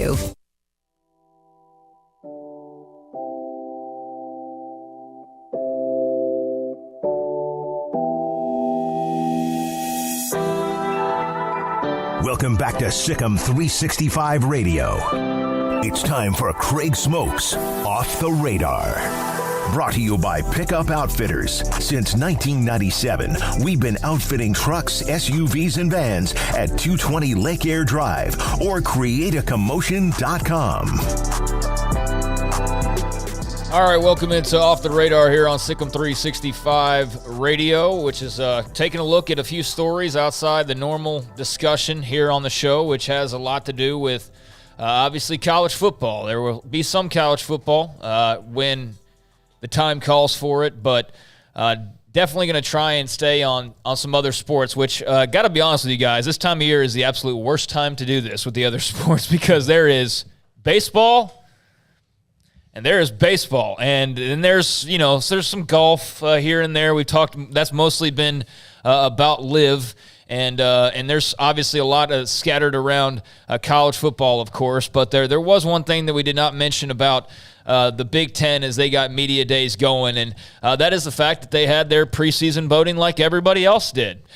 So when it came to the media votes for the Big Ten at their media days, you had, let me make sure got that accurate there. As the West Division favorite, 31 first-place votes, the Wisconsin Badgers. Iowa at number 2, 3 first-place votes. Minnesota, number 3, 2 first-place votes. Purdue, Nebraska, number 5. Illinois, and then Northwestern over in the East Division, Ohio State, 36 first-place votes. Michigan, Penn State, Michigan State, Maryland, Rutgers, and Indiana pulling up the rear in terms of votes for the Big Ten championship game. Most popular vote was for Ohio State to beat Wisconsin, followed by Ohio State beating Iowa, which was that dropped from 31 votes, Ohio State beating Wisconsin, to 3 votes for Ohio State beating Iowa, to 2 votes for Ohio State beating Minnesota. So pretty strong feeling and Big Ten media that Ohio State will be beating Wisconsin for their conference title. It's hard to argue with that. Iowa, of course, has had their moments, and the others. Michigan won last year, but that's probably the safe bet. Well, yeah, and then I think it's interesting that some people think that PJ Fleck's going to row the boat all the way to the conference championship game. So we'll see.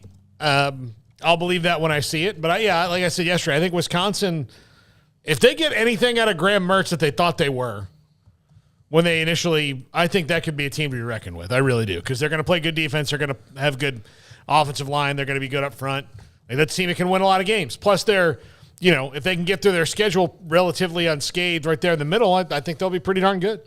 Yeah, I mean, they have a chance to be. He needs to be a lot more efficient. They've obviously got a great running back, and they're always solid. So, yeah, I mean, I don't think you can really typically go wrong for the most part when you're going with Wisconsin to represent the in the conference championship game. But preseason player of the year, this was all Ohio State as well. C.J. Stroud, 32 first place votes. There were only 3 other first place votes.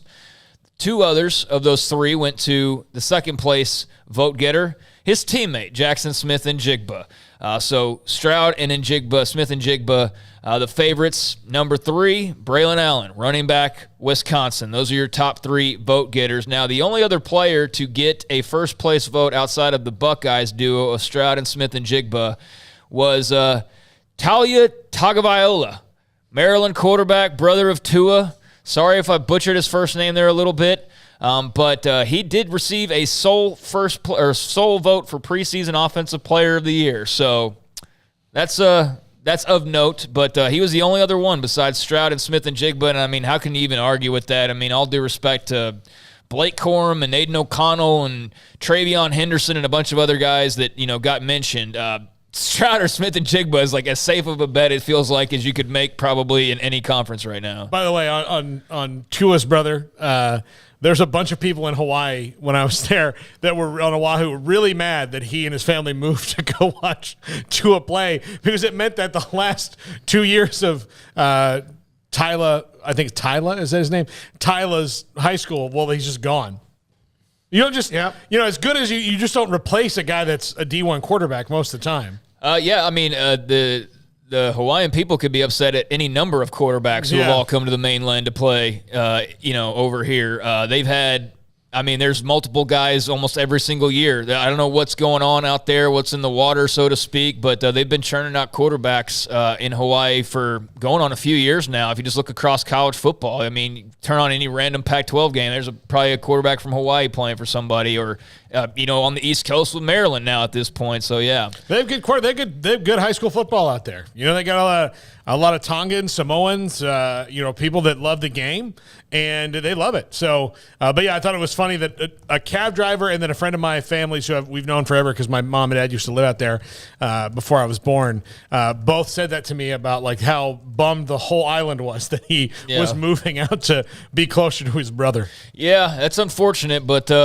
yeah, I guess you gotta do something about that if you're Hawaii. Get some NIL dollars flowing somehow or another. Preseason Defensive Player of the Year, Big Ten voting, Iowa linebacker Jack Campbell received 20 first-place votes. Wisconsin linebacker Nick Herbig gets 10 first-place votes. Ohio State DN Zach Harrison third with 4 first-place votes. And then cornerback Riley Moss out of Iowa received 1 first-place vote. So there's just a little bit of a rundown. We haven't really spent much time getting into some of the preseason stuff because it's the preseason after all, but did find that of interest. We are here in Waco, and we do cover Baylor.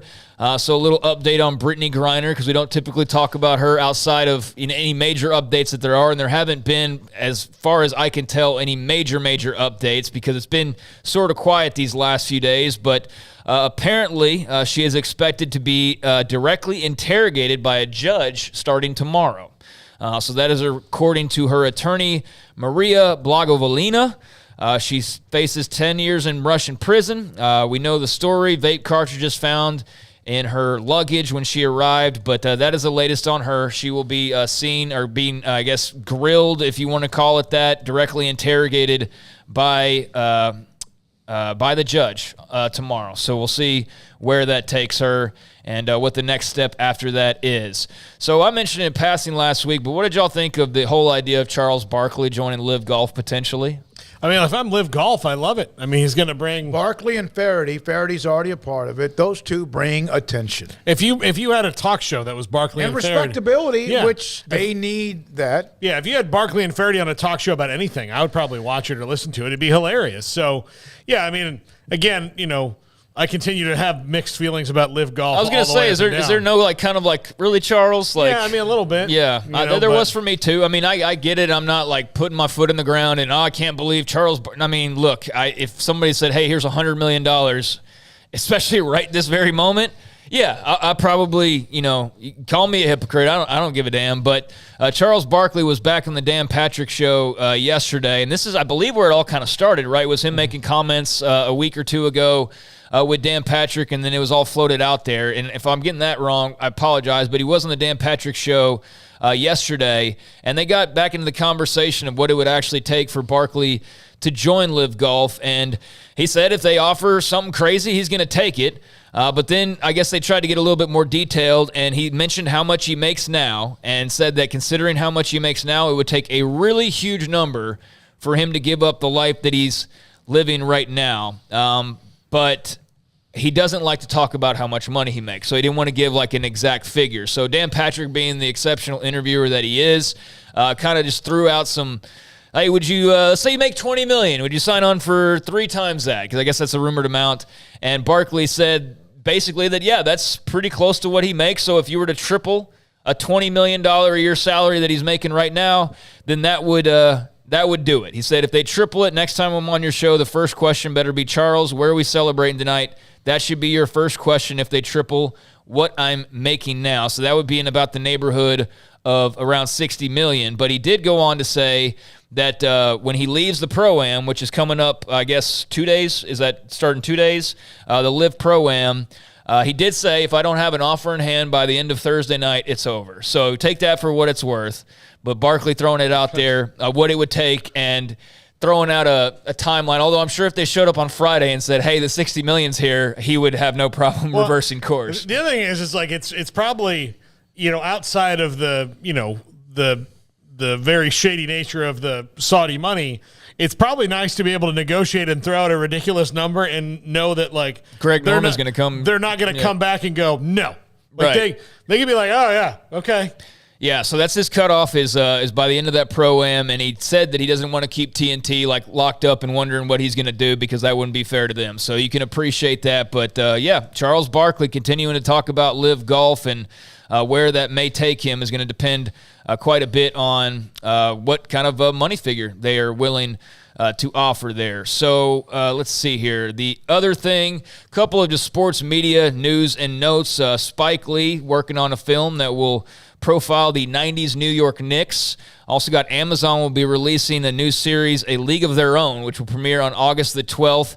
This will not have, I don't believe, Madonna and Rosie O'Donnell and all that. It's a completely new cast. They released a trailer on, I guess it was actually earlier today perhaps, but that series has been in the works for about 3 years now. None of the previous cast will be a part of that. Nick Offerman was a part of the casting. You're a Nick Offerman fan, aren't you? Nick Offerman, yeah, he was. His casting was reported about a year ago now, so he will be a part of it, and there will be 8 episodes that drop beginning on Friday, August the 12th. So it'll be a different take, but A League of Their Own, the television show coming to Prime Video. I don't know. I mean, TV shows of movies, some of them work, some of them don't. Very hit or very miss. Some of them work really, they either work really well or it's why did you do this to me? Fargo would be one of the ones who worked really, really well. But Tom Hanks was so funny in A League of Their Own. Yes. I mean, hilarious. One of his best roles. The whole cast. Madonna was funny. I don't like Madonna at all. hilarious in the movie. Rosie O'Donnell, don't like her at all. Hilarious in that movie.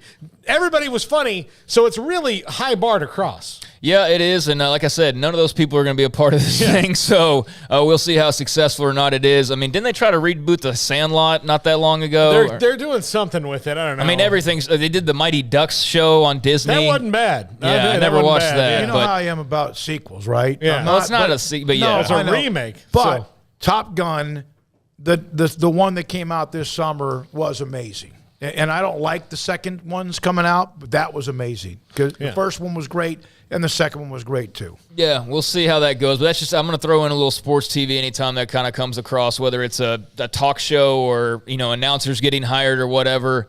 Like we mentioned David Faraday last week, mentioned Kaylee Hartung joining up with, was it Amazon? And, things like that I'm going to pass along because this is off the radar. But ending with a couple of NFL notes. Everybody's reporting today. There was rookies that showed up earlier for some franchises a few days before. But as of today, it's the deadline. It's the date to report for all veterans and rookies across the NFL for all 32 teams. And that came with a couple of roster announcements. For one, Julio Jones heading to the Tampa Bay Buccaneers. He signs a 1-year deal with Tampa, so he will be playing once again in the NFC South, just like when he was with the Falcons, and now joining up with Tom Brady. So we'll see if Julio, here on the tail end of his career, can't find a bit of that spark that made him so popular at the beginning of his career. Else, did you have anything? No, I think it's kind of classic Brady is like, all right, we need a fourth wide receiver. Who's out there? Future Hall of Famer. Go. We'll see if I can make it right. Yeah, basically. And then sad news for former Oklahoma State running back Chris Carson. After 5 seasons in the league, he is retiring due to a neck injury. That was reported today by Ian Rappaport, but he's decided to call it quits after failing a physical. So he will receive, I believe, injury protection benefits. But Pete Carroll said, ever since the first time I saw Chris on film, I loved his style, and I was thrilled when we were able to get him when we did. To see him grow and become such an impacting part of our program with such a great style and all that was a thrill to watch. We'll miss him and everything he brought to our program. So remember watching him run for the Cowboys, 3,502 rushing yards and 24 touchdowns in 5 seasons, but calling it quits thanks to a neck injury, and those are a few things off the radar. Thank you, Craig. Appreciate your time. When we come back, you may have heard about the possibility down the road with all the changes in college athletics. Is there unionization? What's going on with that? Protecting athletes even more? We will meet with somebody who is a part of the College Football Players Association, part of the leadership committee, Ed Garrett, next on Sikkim 365 Radio and 365 Sports. The secret to living your best life is pizza, obviously. Golden crust made from scratch, 3 fresh signature cheeses, and the toppings, crispy Old World pepperoni, savory Italian sausage, bacon. That's called a dream team. Find everything you need to live your best life and more at Marco's Pizza. Owner Bob Mock has been delivering pizza since 2001 and is the proud owner of 4 locations in Waco, Belmead, China Spring, Woodway, and soon to be open in Robinson. Marco's. Pizza lovers get it.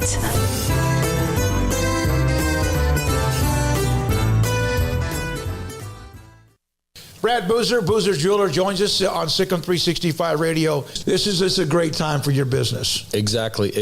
And one other thing we do that a lot of people don't know is we buy jewelry, heirloom pieces, gold, silver bars, gold bullion, watches, anything you may have that you want to. If you don't want to use it and remake something like I did in a state yesterday and I looked at 35 pieces, well, they're probably going to sell me back 30 because it's something they're not going to wear, nothing to use. So if you're looking to get a few bucks or to sell something or something you just don't wear anymore, I make my wife go through her jewelry box about every 6 to 8 months, and the things that she doesn't wear on a daily basis, this sounds horrible, but I take away from her and then I'll put in my estate counter, but then that gives me the chance to rebuy her something new moving forward. Instead of looking down 20 years down the road and you have 300 pieces of jewelry, it's something to refresh and make her buy something new along the way. You want to know why they're successful? Brad Boozer, the owner of Boozer's Jewelers on the corner of Valley Mills and Lake Air in Waco. From the first workout to the last practice, sports is an incredible and rewarding challenge. Hi, everyone. This is Dan Ingham with the First National Bank of Central Texas, and we're proud to support each athlete, every parent, and our educators. From families, small businesses, to the biggest industry, we're here to help. With remarkable products like mortgage lending, we've got banking ideas that fuel big dreams. The First National Bank of Central Texas. Familiar faces making local decisions. Member FDIC, Equal Housing Lender.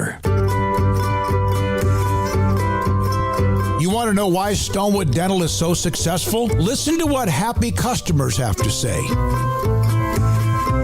Pleasant. It's different than any other dentist office. I really feel like they care.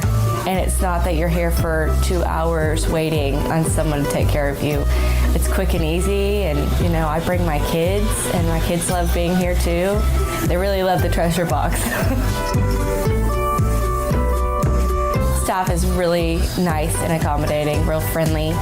You feel more like home. It's not sterile looking. Everybody has their own personalized rooms with decorations and decor, and they'll even have a blanket for you when it's cold. I've recommended people to actually come here, and they are patients now. I really love it here. It feels like family.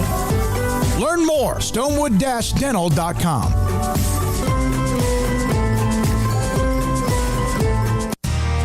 How did Edward Jones become one of the biggest financial service companies in the world? By not acting that way. Financial strategies, one-on-one advice, it's a big difference. And that's why Brad Wilson, your Edward Jones financial advisor, makes sense of investing. Experience the difference for yourself. Brad Wilson, 250 Sharon Drive in Woodway, 254-776-4337. Edward Jones, member SIPC. Welcome back to Sikkim 365 Radio. Shapen, soft, loft, and it's caught inside the 10. Drew Estrada. The 5 o'clock hour is sponsored by Edward Jones Investments with financial advisor Ben Erlinson, who'll navigate you through today's financial climate. Edward Jones, making sense of investing. Now here's David Smoak, Paul Catalina, and Craig Smoak. Not sure if you've heard about the CFBPA, College Football Players Association. There is a website with them, cfbpa.org. College Football Players Association, founded to represent past, present, future college football players nationwide, to make sure that college players everywhere are finally organized to have a collective voice in the decision-making within their sport, dedicated to being a member-led organization of, by, and for the players. We're now joined by Ed Garrett. He's a part of the leadership committee. He's a former player at the University of New Mexico and joins us on SIC on 365 Radio and 365 Sports. Ed, thank you very much for your time. Do you feel like right now that college football players are getting a much bigger, I know since you played, but a lot of what they're getting, is this part of the growth of what you're trying to do as well?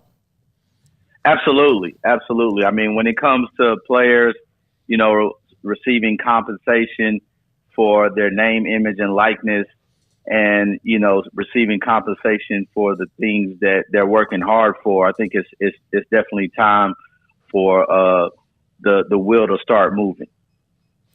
And, you guys are not a union. You're a players association. But do you feel like this is the seeds that are planting for what will eventually need to be a union because of the money that can flow to players now and needs to maybe be collectively bargained? Absolutely. I mean, at some point, we got to definitely get enough players to be able to buy in and get together and basically talk about what's really going on behind the scenes. And so when it gets to that point where we're able to get enough players to buy in and see that everybody is having the same issues, then I think at some point we will have to transition into a union and start creating some type of demand. Ed, take us just to the beginning, kind of where this started, how it launched, and sort of how it's grown since you began. Well, I actually, so it started, I say Wednesday. Actually, tomorrow will be 1 year anniversary for the organization. And so I got involved about 8 months ago, honestly, researching. I had spent time dealing with some recruiting stuff, dealing with high school athletes, dealing with high school coaches and college athletes and things like that. And I stepped away because I saw a different side of what was going on, not only but also what was going on, with the current athletes that we're looking at right now. So, as I got involved and found a little bit more about it, I felt like this was definitely something that actually needed to happen. So on your bio, it mentions you're now an entrepreneur, real estate investor. You are obviously an advocate for high school and college athletes as well. Tell us a little bit about your business background. Yeah, so I actually I started a organization or a sports recruiting company called Sports Recruiting U a while back, and basically what I did was I used to work with Nike and go out and basically help athletes bridge the gap between college coaches and high school coaches, and just get them develop their programs and stuff like that. And so as I was actually working and doing that on the side and training athletes and things of that nature, I definitely had to, it wasn't making enough income to be able to survive. So I definitely had to transition and get into the entrepreneur state. And so now currently I actually run a pest control company out of Houston and Dallas, Texas. And so from that transition into, working and dealing with, other groups, and got involved in real estate. So that's, what I'm currently doing as I'm actually being an advocate and trying to help out, college athletes. Who contacted you to join? Is it Jason Stahl, who's kind of like the guy at the top? I actually contacted Jason. So how it worked was I was doing research, really because I have a passion when it comes to college athletes, health, safety, and wellness. And so I was doing some research on the internet, and there was a story that came out about College Football Players Association on ESPN. And so I found out who the founder was. I reached out to him via social media platform. He reached back to me. We had about a 2-hour conversation. And then from that point, I joined to become a member. So it was me more so reaching out to Jason. And that's what we're finding out with some of our leadership committee, that they're basically reaching out to Jason and wanting to be involved in this organization. I do want to hear about that 42840 that you ran. Is that 426? 426. See, yeah, I knew Yeah. I'd get it wrong. Because I don't know what it'll ever feel like to run that fast. But when you do kind of get in the weeds with college athletes, what are you finding out right now are their big issues, the things that they really want to talk about?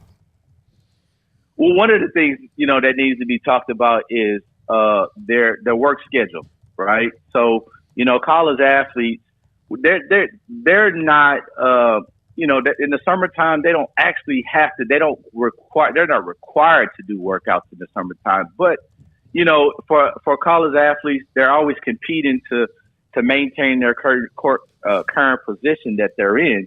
And so even though they're not required to do summer workouts and things of that nature, it's somewhat kind of mandatory, because if you don't actually show up for summer workouts and that fall starts, don't be surprised if you're a second string or third string and you got to compete to get your position back in order to get back into that starting role. And so, athletes need some time, man, to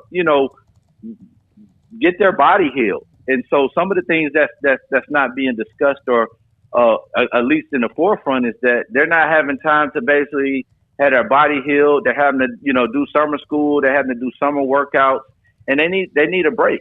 And so those are things that needs to happen, and that's, part of the athlete's safety. Ed Garrett, part of the College Football Players Association Leadership Committee, with us on Sikkim 365 Radio. I did see this where Jason, who we mentioned is the leader of the association, he documented in a newsletter how his potential unionization effort at Penn State and within the Big Ten was disrupted by a campaign to turn Penn State quarterback Sean Clifford against them. You have any background on that? Well, this is what I know.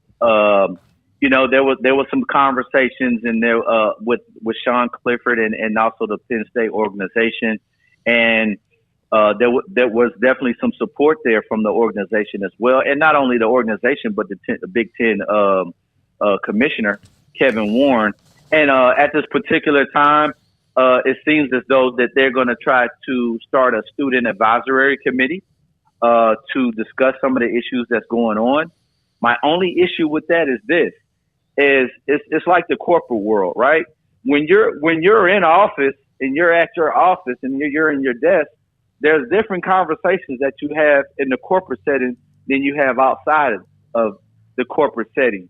And so, I think there'll be a little bit of you're not going to get everything that actually you want to hear from college athletes because, some of the college athletes are afraid to speak up because of the position that they might hold in their current role, and so they don't want to lose their spot or they don't want to rock the boat.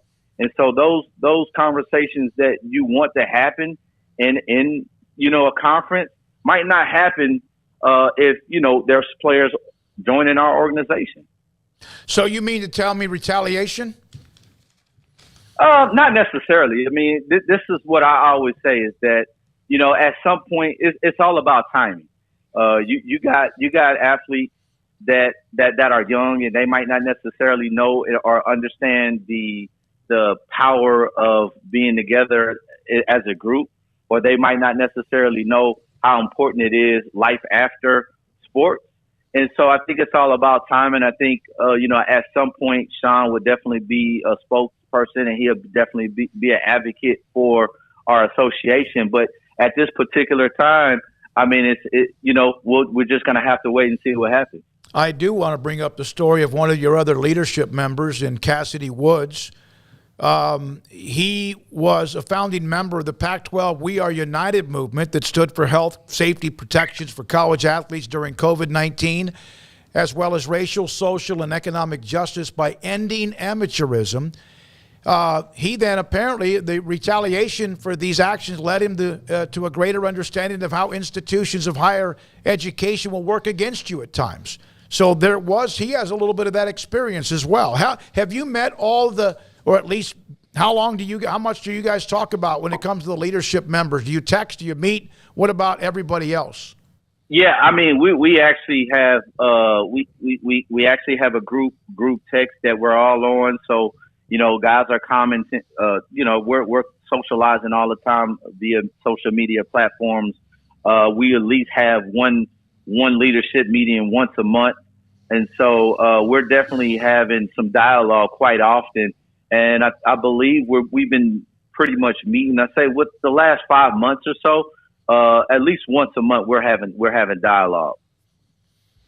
So Ed, how long do you think that it will? Like, what kind of a fight are you in for to get unionization? Is this a decade more before it would happen? I think really, honestly, time is going to tell when it's all about basically, people want to become a member, and people want to speak out. So, I mean, we could be looking at next year. We could be looking at 5 years from now. So I think it just really all depends on what our membership base is going to be like, what the trajectory of how everything is going to play out with NIL and some of the rules and regulations that, NCAA might put out there. So I think it's just one of those things where we got to kind of weigh it out and see what happens when it comes to all of the other things that's going on outside of, our organization. Well, let me put it this way. In the last year or two, what we've seen, the dramatic changes with NIL, the transfer portal, how it has now basically become just wide open, and also the possibility of what you're doing. It's amazing, the momentum that players now have, student athletes have as well. Ed, thank you for your time. We appreciate it. Hey, I appreciate you guys for having me. Ed Garrett, Leadership Committee member of the College Football Players Association, CFP, PA.org if you're more interested in that. There's several former players that are a part of it as well.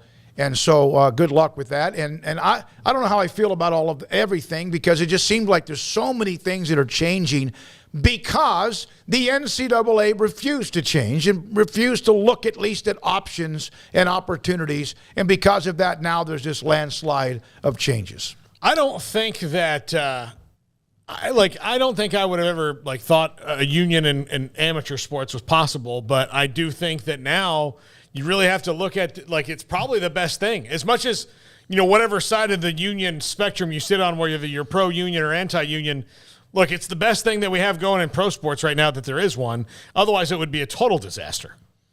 And so you may have to have one, and sometimes and again, things can get too powerful and things can get, not powerful enough. Amazon needs probably a union right now because of what goes on there. The police probably need a little bit of a less stronger union because of what's happened there, or, some go too far in one direction. But college football players, I just think it's going to go that way. I think we just have to, get ready for it and not fight it as much, just figure out the best way to do it. It sure looked like it was going that way until Sean Clifford backed out.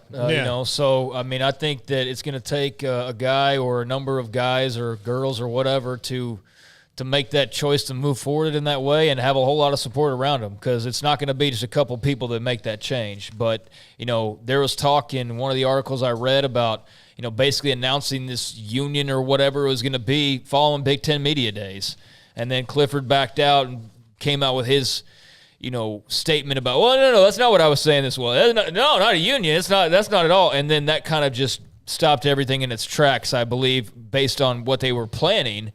So they had to kind of pivot there. But, if he would have done that and followed through with it, who knows what kind of momentum it creates. I think that, you got to do what's best for you. And for these college athletes, if some of them feel that that's the best way to get what they feel they deserve, then, whatever. That's their call to make. I'm just somebody on the outside that doesn't really know much about how all that works or what it will take to make that work for those involved. But, just an observer like everybody else, wondering if that's not the next shoe to drop for sure. All right, when we come back, this show continues. We take you up until 6 o'clock. Paul Catalina's Top 5. John McClain normally with us on Tuesdays, pushed back to later this week.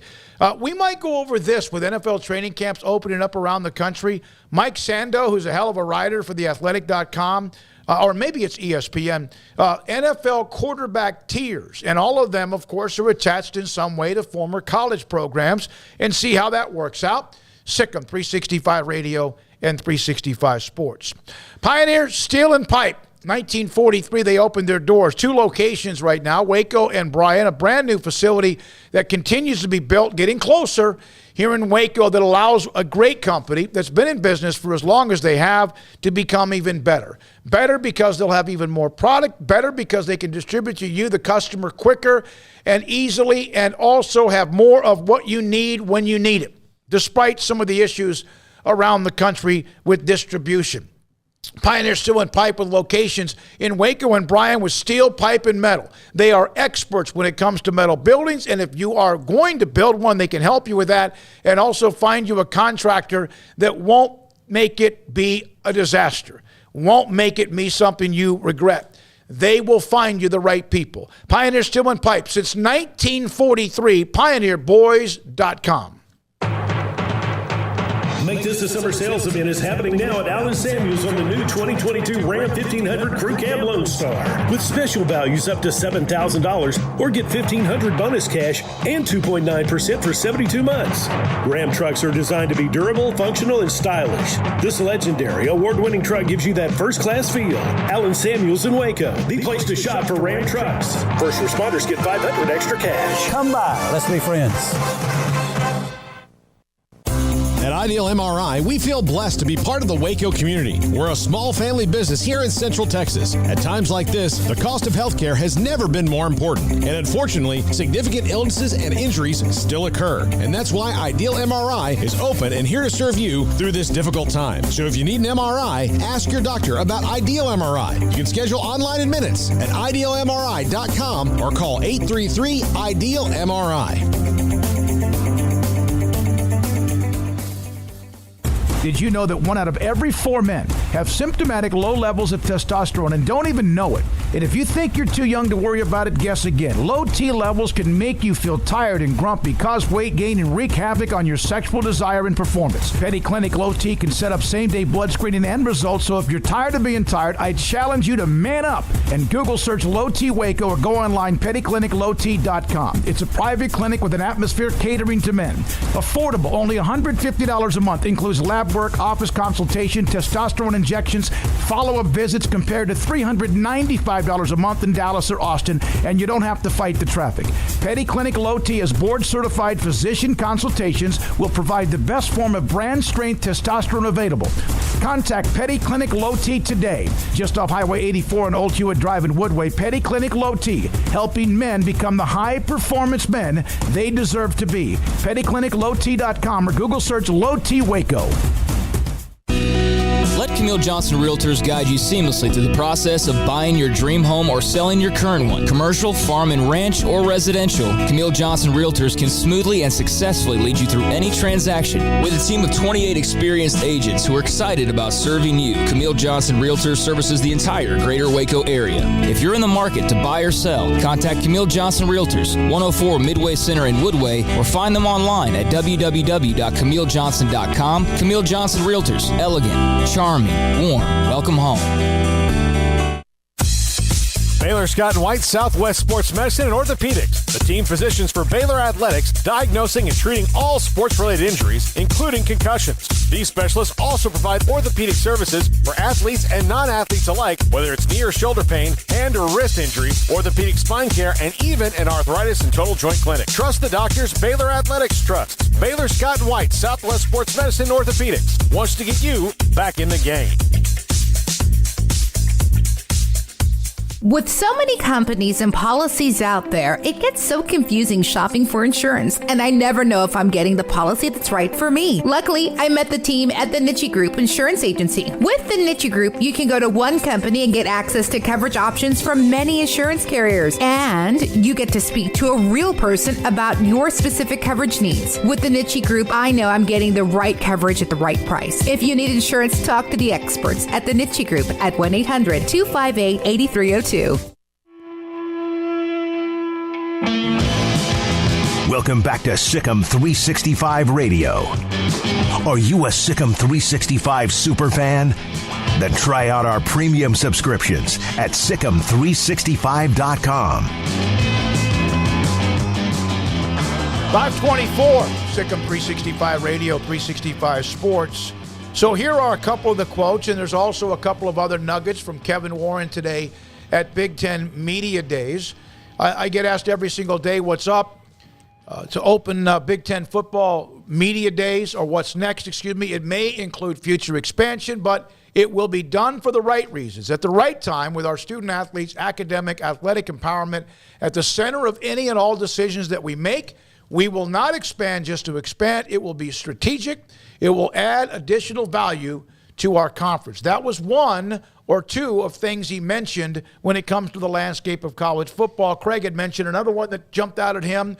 There's the college football playoff discussion, where now that number of 16 seems to be gaining some steam. Who knows? It was 12 and it was going to be done, or then that disappeared. And so I'm not sure exactly. 16 teams just seems to be out there, Smith said. You can't ignore it. And so Big Ten, and it's almost as if they quietly showed up. The Pac-12 is getting a lot of attention because of what's going on with them, and theirs is Friday. Big 12 came and went. SEC had their dominant 4 days. By the way, that's ridiculous. 4 days. If the Big 12 does that, even 3 days, I'm boycotting. 2 is fine. It is not needed. Paul did, basically. I mean, he wouldn't got engaged, but I mean, he did in so many ways. I'm not going to boycott. I'm going to schedule a trip to somewhere in mid-July if they go to 3 days. That's overkill. 4 days, that is super overkill. There's no need to have 4 days of SEC media days. Especially when, look, everybody wants to talk to Jimbo Fisher. Everybody wants to talk to Nick Saban and Lane Kiffin and all that. And that was a big nothing burger, though. And no offense to Clark Lee. You know why it's 4 days? It has nothing to do with how many teams or who the personalities are. It's because the SEC is going to be able to place all of that on their network. They turn it into a Super Bowl Radio Row week because they can, and they get bucket loads of money out of it. Okay, there's TV shows that I don't care to watch on TV that make bucket loads of money, but I don't care to watch them. I'm just saying, me personally, not a fan of a 4-day media session like it's the freaking Super Bowl or something. It's freaking preseason media days. It is not like there's not, I mean, we had fun, but we did it in 2 days. I'm just a thing. I'm sure. You know what? We could poll SEC media guys. I bet most of them would probably agree with me on that. I tell you what I'm going to do. I'm going to send out some text to guys who cover the SEC and ask them if they think it's too long or not. If for them, they're on an expense account. Everything they're doing is paid for by the company. And the numbers, I'm sure their viewership and reaction, it's a SEC's, it's a passionate fan base. Not that it isn't everywhere else, and that's why they can do it. Do I want to go cover media days in mid-July when there's about 3 weeks left of life before football season? No, I don't. The 2 days is fine, but if it was 4, and that doesn't mean you have to be there for all 4 days, but that is very long compared to others. It would. I think it would. Certainly there would be people that would say, okay, well, what days are this? And I'm sure the SEC might schedule like what do I really, if I'm an LSU writer or a Vanderbilt writer, does my company need to send me down here for all 4 days, or do they need to send me down to make sure I get the school I want? Because that to me is 4 days in a hotel. That ain't cheap. The national writers get to go from what was ACC or Big 12, the ACC to SEC to now the Pac-12, and they're traveling all over the country. I'm sure not one, but most of them. There's some that I've even tried to get on the show the last week or two that can't because they're just so engulfed in what's going on with various media days. Back to our conversation with Ed Garrett and the possibility of whatever the organization will do with college athletes. Catman here. NIL, transfer portal, reorganization of leagues, and now unions. This direction is definitely disconcerting. You will have an abundance of what you tolerate. I'm a college sports fan, and my tolerance level is fast approaching. Yeah, I'm not. I don't know if it's fast approaching for me, but I can see where it is for others, just based on speculation. But I'm with you. If it starts turning into like union fights and all this other jazz that none of it had anything to do with why I became a fan to begin with. I understand the landscape's got to change. I hope we reach a point at some point where there doesn't have to be that caveat every time we bring up, college football. Like, no, all this stuff's fine. But still, having said that, it's not as much fun to talk about as maybe some other things, and some of it I just really don't care about, like some of the NIL stuff. I simply don't care, and there will be people that don't care about that aspect, and there will be people that don't care about scheduling talk, and there will be people that don't care about realignment talk, and there will be people that don't even care about the X's and O's because they just gamble on the game. So I guess pick what you like and focus on that, and take the other stuff as it comes, or just ignore it altogether. But I've enjoyed the constant news cycle and things that are going on. Realignment's kind of helped put a little extra spring in the step here of this last haul. But when we start talking about unions and stuff, that's when you're going to find me just dozing off, because I just don't care. I don't care. I'm sorry, I don't. Yeah, and look, in the pros, we don't talk about the unions until the CBA is up. But they're also organized. They're adults. Like college, they're technically adults. They can vote and fight in the military and all that stuff. But you're also at the very beginning of your adult life. And then all of a sudden you have to be in a union. So that's going to be a lot messier, especially at the outset of it. And, also like try to negotiate down with a 19-year-old kid what he wants and what he thinks he deserves and what he will actually get. I think the chasm is probably a little bit bigger than it is for a 36-year-old guy who's been doing this for a while and understands how things work. So, yeah, there are problems with it, but it's one of those things I just think is inevitable. I think it's probably inevitable, but I don't think it's necessarily inevitable for everybody, and I don't think it's anytime soon. Yeah. And by anytime soon, I don't think that we're going to look up in a month and boom, here's this union. I think it's going to take, a while. How long exactly, I have no idea, and nor do I'm not going to think about it once we leave here, because, again, it's not something that's top of mind for me. It's something that I know if it happens that it might become that, whether I like it or not. It might become a major part of the story. When that day comes, I'll deal with that, However, but for right now, it's just talk, like a lot of other things. But sure, if you're in college athletics, I'm just somebody who's commenting on it here. If you're somebody who's a president or an AD or whatever, you have to be mindful of it. I mean, because we've seen what happens when you're not mindful about other things and how those creep up on you. So I'm sure it's very much on the radar. It's obviously on the radar of the Big Ten because Kevin Warren's talked about meeting with these guys. So would it be surprising to other people float out there that the Big Ten, with all their changes, all the moves that they're making, would it shock you if Kevin Warren was in charge of helping propel the creation of the first union and what that were to perhaps look like? And see, that's where I think that you will probably get a lot of fans who are just like, all right, this is so pro football, it's ridiculous at this point, and I'm not really a pro football fan, so why am I watching this again? This is exactly, there will be, I'm sure, a number of people who just get fed up at some point along the way, and that's why I think that not everybody can be the Big Ten of the SEC, and there is room to be non-SEC and non-Big Ten. I just don't think we're going to be in a place where there's not a spot for all these other schools, and maybe for those other schools that aren't in the in-club, they don't make $100 million per school every year, but you know what? They're also not dealing with player unions and whatever else comes with being a part of whatever exclusive club people think that is going to be dominating in the future, whatever that might look like. I think that's where, if it goes too far to where it's just like so out of this universe what the Big Ten's doing versus others, then maybe the Big Ten's in its own universe, and they're not competing with schools in the Big 12 or the Pac-12 anymore. All right, it's constantly changing, and I will admit there are times for me when it's not too much, because it doesn't affect me other than who we cover and how we cover it, and it's given us unbelievable topics really for the last couple of years. But it's mind-boggling at times how quickly things have changed, and again, only because they would not change for the longest of times, and now it's just all hell has broken loose. Here's have fun with this. I think this was who did this one? Stubby. Who's going to make the college football playoffs? Like, we don't even bring that up anymore. Like, or is it because it's already 3/4 filled out? So I mean, I think that's part of the problem too. You can say all you want to about expand or don't expand, but I think the fact that right now we could probably pretty accurately predict at least 2, if not 3 of those 4 teams. That's part of your problem in a way, is that it's such a small field that there's no room for any fun of, hey, what if Texas Tech went on a run? We all just start laughing right now. We know they have zero chance. They have zero chance of making the playoff this year, right? And part of that's because they're not going to go undefeated. I mean, they're just not.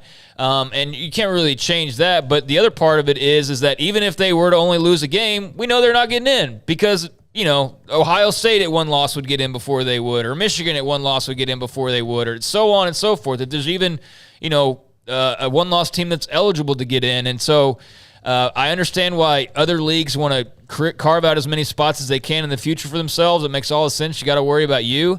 But I do think the 4-team field, as much as people want to argue about, well, it would just be blowouts if we had 8 teams, or it would just be blowouts if we had 12 teams. What's different? It's just that you're allowing more teams to take part, thus going all the way back to the beginning of the show. And how can schools like Baylor eventually get to certain levels? Well, by being in big-time games and big-time atmospheres and being in playoffs and doing all that. But right now, it's basically impossible for them to get there if they don't go unbeaten. So, therefore, you have the same 4 for the most part, with a Washington occasionally popping their head in, or an Oregon, or last year a Cincinnati. And that's great. And you see how much that mattered at the time. Like, that mattered to those schools. And so it's imperative that Cincinnati, unlike those others that I just mentioned, keep up that momentum. But that was game changer for their program, just simply being in it. And that's why I think, the expanded field ultimately would be good for college football, because it gives more teams that have no shot right now, basically, at least that rub to go on the way of becoming a new blood or a blue blood, 20 years from now or whatever. But you got to have those opportunities. And right now the opportunities are very few and far between. Well, also, it wouldn't be immediate, but over the long term, if you have an 8, 12, or 16 team playoff, the recruiting fire hose to certain places will trickle out a little bit to other places, because, sometimes you got guys like, look, I'm going to go to Georgia because it's my goal to play in the CFP, and I know that they've got a great shot at doing it. Whereas where you can be like, I'd like to go to Ole Miss, but like they really have I'm talking about SEC schools here. So, but you could have that. You could have recruiting trickle change up because there will be more opportunity for that. So you don't have to just go to Ohio State and Alabama and all those other places. You can maybe go to some other schools because you reasonably have a shot, because right now, a coach can have a 5-star guy in there who's interested in his school, who's coming off an 8-4 year, and he's like, listen, we need you to get a run at the college football playoff. Well, if I'm not an idiot, I can be like, well, you've never been there anyway. Well, who's letting you in? The committee probably stresses out more when Ohio State loses 2 games than when somebody else goes undefeated, just because they're like, well, now we have to do some work here. Because when the season starts right now, they'll be like, all right, guys, Alabama, Clemson, Ohio State, wild card from, another league. Yeah, okay. Georgia, we're good. A wild card from the Big 12, asterisk if it's Oklahoma or Texas. Wild card from the Pac-12 if it's somebody. That's kind of the way it feels. That's how it feels set up. And that's I don't see how that's really doing much favor to college football as a whole, but I don't think a lot of what's going on is supposed to improve college football as a whole. I'll circle back again to like 2.5 hours ago.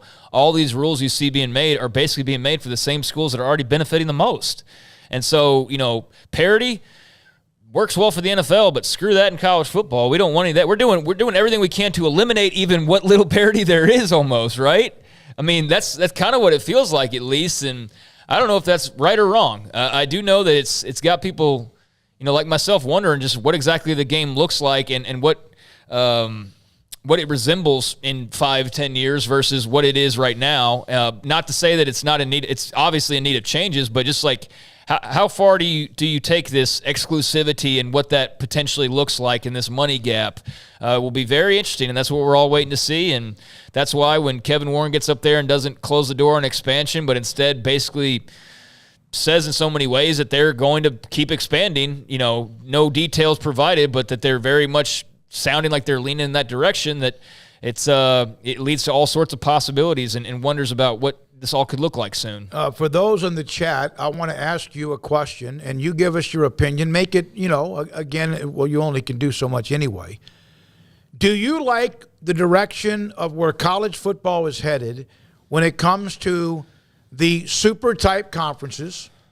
Yes or no, and why? If you're a fan of anybody in those conferences or of those conferences, the answer is probably yes. And if that's the case, just be honest about it. If you're not, if you're a fan of schools that are a part of other conferences that might be left out, then tell us that. Just curious about that. Do you like the direction of not college athletics, not with the NIL, not with the transfer portal, not with that, but the direction of college football and what might be the future? But that's the thing, is like, as much as we talk about it, it's the key word you just said, it's might. Like, nothing's changed yet. A couple schools are moving, and a couple of others have now decided to move too. But, for all the threat of 2 big conferences, I mean, we've seen some evidence they're moving in that direction, but it's not inevitable necessarily. I do think that the playoff expansion talk popping back up with the Big Ten might be a result is that, they know that they might try to pull this Super 2 thing, but there's going to be violent pushback from the rest. Yeah. So why not just go ahead and expand the playoff and make sure the rules benefit you anyway, so you can get 3 teams, maybe 4 in, if you're one of those years, and then the you larger really got the what you number, wanted. the more that those 2 conferences will get in. Correct. Yeah. So if there's 12, you can guarantee there's probably going to be at least 5 between those 2 leagues most years. If you go to the top 12 teams, all that, take out their little bogus, who's going to be automatic qualifiers. Well, if you're Wait a minute. What do you mean? Because that's something that's kind of got me thinking, that automatic qualifiers, that if you win a conference championship game, you shouldn't get in the conference, you shouldn't get in the national title game. Someone tell me why. Because you're 7-5 and you win a bad conference and you're not deserving of a shot at the national title. Yeah. Well, then you get drilled in the first round, but you have to. I'm just telling you the reason we asked for it. The way the playoff, they had it set up to where you're taking the top 5 highest ranked conference champion, top 6 highest ranked conference champions. When is that ever not going to be the Big Ten? Like, what contingency are they worried about where they're not going to be one of the top 6 highest They're ranked? not. That's why they can say it. That's why the SEC But no, can we say have it. to have to make sure that we're automatic because of the 1 year that you might fall on your ass. No. Isn't strength of conferences? Now, the SEC's had a dominant run for a decade and a half. There was once where the Pac-12 was amazing. There was once when the Big 8 was amazing. There was once when the Big 12 was pretty damn good. That's still kind of, it used to be cyclical. Now it's not because of the fact the SEC has been just hammering people almost every year, save Clemson. I don't understand, other than the obvious of money, if you win a conference championship, you should be included in the playoff. And if it's a 7-5 team, it's a 7-5 team. Maybe 3 of those losses happened against 3 damn good non-conference teams, or maybe they lost to just really good teams. 7-5 teams that win a conference championship can be better than a team that's 10-2 who didn't play anybody. I bet you if they were a 7-5 of the SEC, we'd hear nothing but how much their schedule was tough and what a tough road they had to hoe and all that propaganda. Which is why I don't understand why they're against the automatic qualifier. Well, I think they just want to set it up more favorably for themselves. Sure they do. Everybody does. The Big Ten is not against the automatic qualifier. They're for it. No, I saw that from Kevin Warren. But if you're the SEC or the Big Ten and you want as many teams in, well, if it's only an 8-team playoff and there's automatic qualifiers, well, then you're getting like 2 teams in. You feel like you can get 4 if it's a large enough pool. Does that make sense to you? No, that does. It's about getting as many opportunities. So that's why, let's do a 6-team playoff and everybody gets automatic qualifier. Well, then you're getting less teams in the SEC well, than you did before. It's not going to be 6, but give me, let's say that's 8. my point. They're trying to jockey for as much space as they can get. Okay, how much more space can you get than, let's say, Super 2, 4 on this side, 4 on this side from 2 conferences. They go play, there's their playoff, boom, there's your national champion. Now, I wouldn't consider it the national champion, but they would and others would. But if you're going to do it a real national, playoff, then that's where the whole argument, that's why there's been an argument for years and years and years is, do you do 4? Do you do 6? Do you do 8? Do you do AQs? Do you do non-AQs? Where does the non-Power 5 come into play? If you're worried about filling up the slots, and I get that, you want your conference to have more opportunities than anyone else, or at least have more opportunities, then why the hell play the regular season? Go straight to the playoff. I mean, why are we playing non-conference games? Why are we playing conference games? Why are we playing conference championship games? Because it's what you do. Doesn't mean you can't change that up either. I don't understand the conference champion among whoever is left among the Power 3, 4, or 5, or 2 not getting an automatic qualifier for winning that game. It makes no sense to me. But I say it makes no sense to me. It makes no sense to me that that would be the case. I get why people would fight against it. Well, and again, if you're the big bad SEC, what are you worried about whether you're conference champion 7-5 or not? You're the SEC is not the one who was worried about it. They're the ones that don't want an automatic qualifier as a conference champion. Sankey has made it clear he does not want automatic qualifiers from a conference champion. Yeah, the Big Ten does. Yes. Yeah. Why would the SEC be afraid of their conference champion not getting an automatic qualifier? That's why I agree with them and disagree with the Big Ten. Yeah. The Big Ten is preparing for a scenario with tinfoil hats on, being like, our conference champion might not be in the top 6. Okay. So that happens one time. I asked the question to the chat room. Okay. But the SEC is like, look, Greg Sankey's like, we don't care. Because Greg Sankey also knows, like, I will bend the rules or make the rules to benefit us. So say whatever you want. I'm still the loudest and strongest voice in the room. Do you think the conference champion, if it goes to 8, 12, 16, should get an automatic qualifier? Not necessarily. I like the plan that there was. Top 5 or top 6 ranked conference champions, and then after that, the other 6 are... No, you just said conference champions. Yeah, but they're not. They're ranked conference champions. Okay. So if the 7-5 team wins... But they're 23rd in the country. Then that could be an issue. I need somebody to tell me why it makes sense. So let's go win the SEC, celebrate for about 30 minutes, have the stage, and then go to the whatever it's called anymore, like a bowl game that, like the Independence Bowl. Yeah, because and what Greg Sankey is trying to make is he's trying to make sure that inevitability, he doesn't get the team caught, that was 12-0, loses to a 7-5 team on their They worst would be day. in. They're going to get in. But if they fell to 7, then they're going to get in. But that's what it is. So. We asked the chat room, do you like where college football landscape is taking us? This is not about NIL transfer portal, just about the future. Donnell, not really, but I get it. Mike, hell no. Rob, yes, more big-time matchups. I'm an OU fan. Kyrie, man, stop UCF. Well, that's just not having nothing to do with it. Oh, my God, it just exploded with all the answers. I can never keep up with it fast enough. Hold on. Once somebody adds something, I just lose that. Okay, let me see. Nope, college football needs at least 4 conferences to remain interesting. 2 conferences, yawn. I feel they're consolidating big brand schools. There's danger of the college football playoff being exclusive invite-only club. No, college football has lost its tradition. No, rivalries are ruined. Regional sense is out the window. Parity to let small schools get better is now gone. No. And no, you lose the regional rivalries. I don't like how it's driven not by school success, but by TV money. And no, because traditions are being thrown to the wayside in favor of money, and the money is driving the wedge further between the elite and really good programs. It limits recruiting among many teams.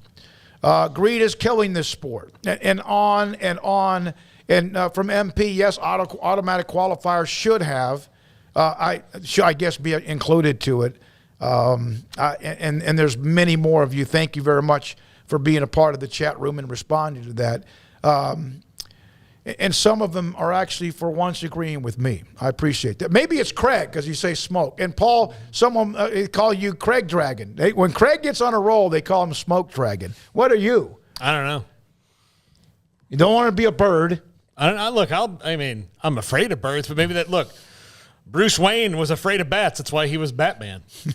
To use something that struck fear in his heart to strike fear in the hearts of everyone else. I don't want to be Birdman. That was the DA. I'm worried the 2 conferences will be that way at sometime in about 5 years. Total bummer. Yeah, I mean, that's the fun of speculation. We have no idea, and that's why I'm not necessarily in favor of everything that's been rumored, but I also know everything that's been rumored hasn't actually happened. So, I remember Kansas was supposed to be in the Big Ten by now, right? Some teams were supposed to be in the Pac-12 a year ago. I think they lost their invite or something. USC and UCLA sure as hell weren't supposed to be in the Big Ten here in a couple of years, but there they go. So it's fluid, man. And like Mack Rhoades doesn't have any answers right now. Everybody's just swimming, trying to keep their heads above water, unless they're in a couple of leagues. But I mean, long term, I don't want to play doomsday every day. I don't want to do like, oh my God, the sport's falling apart and it's over. And the way I grew up with Newt Rockney, it's not this, like, I don't want to do that. It's the sport's going to be entertaining as hell when it rolls around here pretty soon. I do think there's way too much going on way too quickly across way too much of a landscape of just like, you can't even deal with one thing before 5 other things pop up. And then once you deal with one thing, another 5 things pop up on top of that. And it's just it's a lot to have to deal with. But when you put stuff off for decades, and you just count your paycheck off the backs of athletes, then you know what? All of a sudden you look up and you got more than just a couple problems. You got a couple major problems. You got 5 pretty other major problems, and you got 100 minor problems. And that's why it's so calamitous right now, and why it just sounds like every time we talk to an athletic director, they're dead exhausted. It's because from the moment they get up to the moment they go to sleep, I think they're on the phone constantly trying to figure out one problem or the other. And now there's this added problem with expansion rolling back around of, I don't know, like 80% of the schools hoping that they have a future in 5 years. So yeah, it's a lot to take in, but thankfully here in about a month we'll actually see some kickoffs and some football games, and then a lot more will be right with the world. But it's still college football until it drastically changes and all the fear-mongering turns into absolutes and is actually what's going on. I'm going to remain, as excited about it as I can be, even though I know there are just certain things that are rigged a certain way. That's just part of the sport, and as much as we hate it, it's also kind of part of why we love it as well. But yeah, for me, there's a line in the sand too, but I just don't think we're close to that line in the sand as far as I'm concerned. The reason the audience of what we have here has grown share some of the stories, Texas, OU, SEC, USC, UCLA. But the reason it has grown and the reason you're here, we hope, is because of your love of college football. No matter what it is, no matter who your team is, conference is, no matter what you might think going forward, or all the stories. I do think Smoke Dragon, Smoke Drago, and you are just the sweet Catalina Island. No, they said Catalina Island. I do like Derwake said, the pallbearer is on a roll burying people. Yeah, there you go. That's right. Go ahead, Craig. I do think that there are probably too many people in charge that are worried about themselves and not really about the fans. And I do think that that's something that could come back and bite them square in their backside. Because the fans are what drives college football ultimately. The fans are what's paying for those stadiums. I mean, I know the TV rights are to an extent, but what are we talking about with TV rights? We're talking about what? Viewership numbers. Where do viewership numbers come from, guys? They come from the fans, right? So, alienate them at your own risk. Go tell 100 programs that they don't matter in the grand scheme of things. They kind of already know that anyways, but at least they feel like they're on some eye-to-eye level with most of the others. But go ahead and tell them they're not only at eye level, but they're like a couple pegs down, and they really don't have a shot. Like, they legitimately have zero shot to be celebrating something major at the end of the year, and see how those viewership numbers go. Because I do think there will be people that no matter what, like all those big fan bases have their big throng of fans, and that's not going to change, but part of the spectacle, part of the fun is all the rest of it as well. And I don't know how good of a business practice it is to try and alienate a good portion of your fan base. Well, so I'm curious to see how that works out, if they're going to continue to go the routes of the Bill Hancocks of the world and basically say you're going to watch regardless. I don't know that I agree with that, but I do agree that these are very uncertain times. Good friend that I've gotten to know over the last month who does watch and listen to us and feeds me some great things and gives me, and I try to pass it along, the perspective of not what perhaps a commissioner is thinking or even perhaps an AD, but some football coaches that he knows. Also, the fact that he's a major sponsor of many things that go into college athletics, and some of it might be even to student athletes, along with the games and traditions. Smokey, we're listening. Your guy on the SEC lost all credibility when he mentioned he could see others locked out of a natty. Why in the blank would ESPN leave out a conference and a network it owns, and a conference that has produced the national championship and a team that has been in the playoffs all but 1 year since it started? How come nobody understands that? Conference that historically has produced 8 to 9 teams over every year that are better than sometimes the Big Ten and SEC. I wish I could have reached to the phone to choke his chicken neck. Love your show every day. You guys are awesome. And I do like the Baylor AD. That's from a good friend of mine that I've gotten to know. That's true. Why have a playoff when you're not going to include a conference that you're giving, even if it's got 10, 12, 15 years left, that you're giving millions to? Then what happens to them if they're excluded? And you own the rights to that. What's that referencing? Conference. Why you would have a Big Ten SEC championship and your ESPN, who controls the championship, and have 2 super conferences and leave out one of the conferences or 2 that you have relationships with. Like the ACC. Or even the Big 12. Who said that? No, it's just it was part of what was said in the guest we had on the SEC with Pat Smith. Okay. When he talked about just 2. That's trying to see what he's referencing, because if he's talking about my chicken neck, then I'm going to have some words back. That's all I'm saying. It was nice. Actually was agreeing with you. Yeah, so that's what I was making sure on that. But yeah, no, it doesn't make – and that's why you got to take everything with kind of a grain of salt, and why it's fun to sit there and think about, but why I think we've always circled back to it just doesn't make any sense. It doesn't make any sense. Like, I just got on this whole rant about alienating, thousands and thousands of viewers. Like, why are you, if you are a Baylor fan or a TCU fan, okay, maybe you just love college football and you're going to watch regardless of if your teams have an opportunity or not. But if there was a select playoff and it's only these teams from this 1A conference and these teams from 1B conference, but everybody else, you're just out there, you're just going to watch. I don't give a damn who wins that game, honestly. Like, if it's set up that way. So if you want to run the risk of alienating thousands and thousands of people, then by all means. But I know there'll still be millions watching. So maybe that's where they're coming from, whoever has those types of ideas. But I think I said a few moments ago, I don't think any of us can predict the future, but I don't think we're like on that doorstep just yet. Like, you have to be aware of what's coming down the pipeline, because you don't want to be caught with your pants down like we've seen here over the last 2 years. But I also don't know how much of that's just Twitter talk and how much of it's actually realistic. Because business-wise, yeah, it doesn't make a ton of sense. From Flush Jackson, as a Ducks fan, this podcast is simply awesome. Thank you, even when we don't agree. Frank the Tank, not a fan of the Big 12 team, but still tune in every day.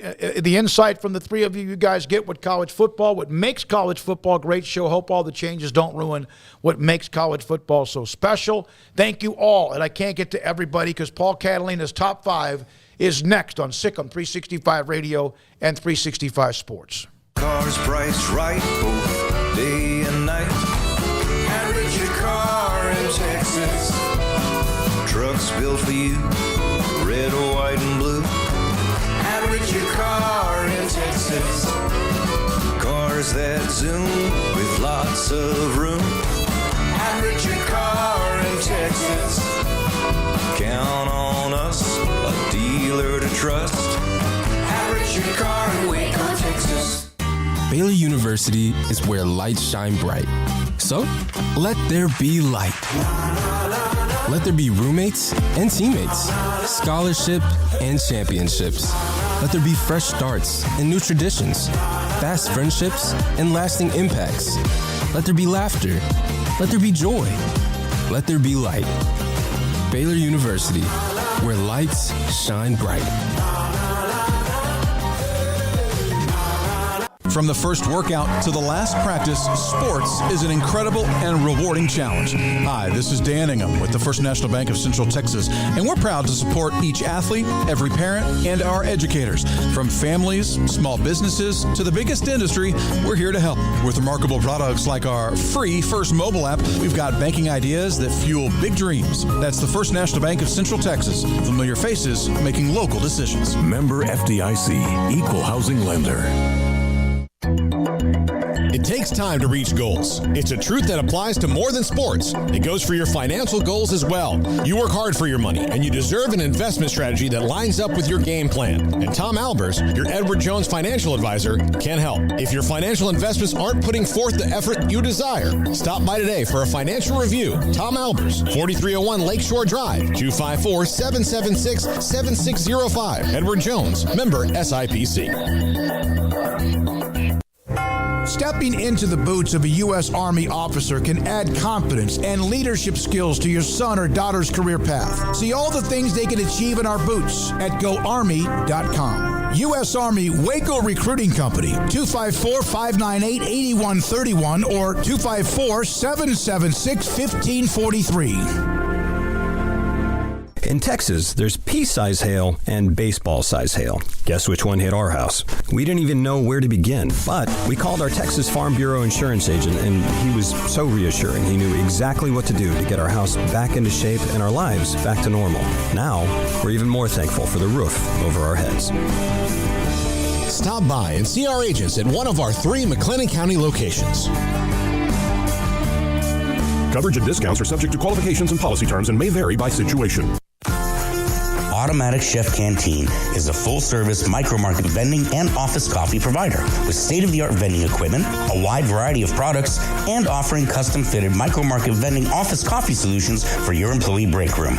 You want a full break room solution and a workplace oasis? Well, Automatic Chef Canteen, locally owned and operated for over 50 years in Central Texas, also includes in-house mechanics on call 24/7 for fast, reliable service and maintenance. Automatic Chef Canteen, 6900 Imperial Drive in Waco, or online at automaticchefcanteen.com. This is Paul Catalina's Top 5 at 5:55.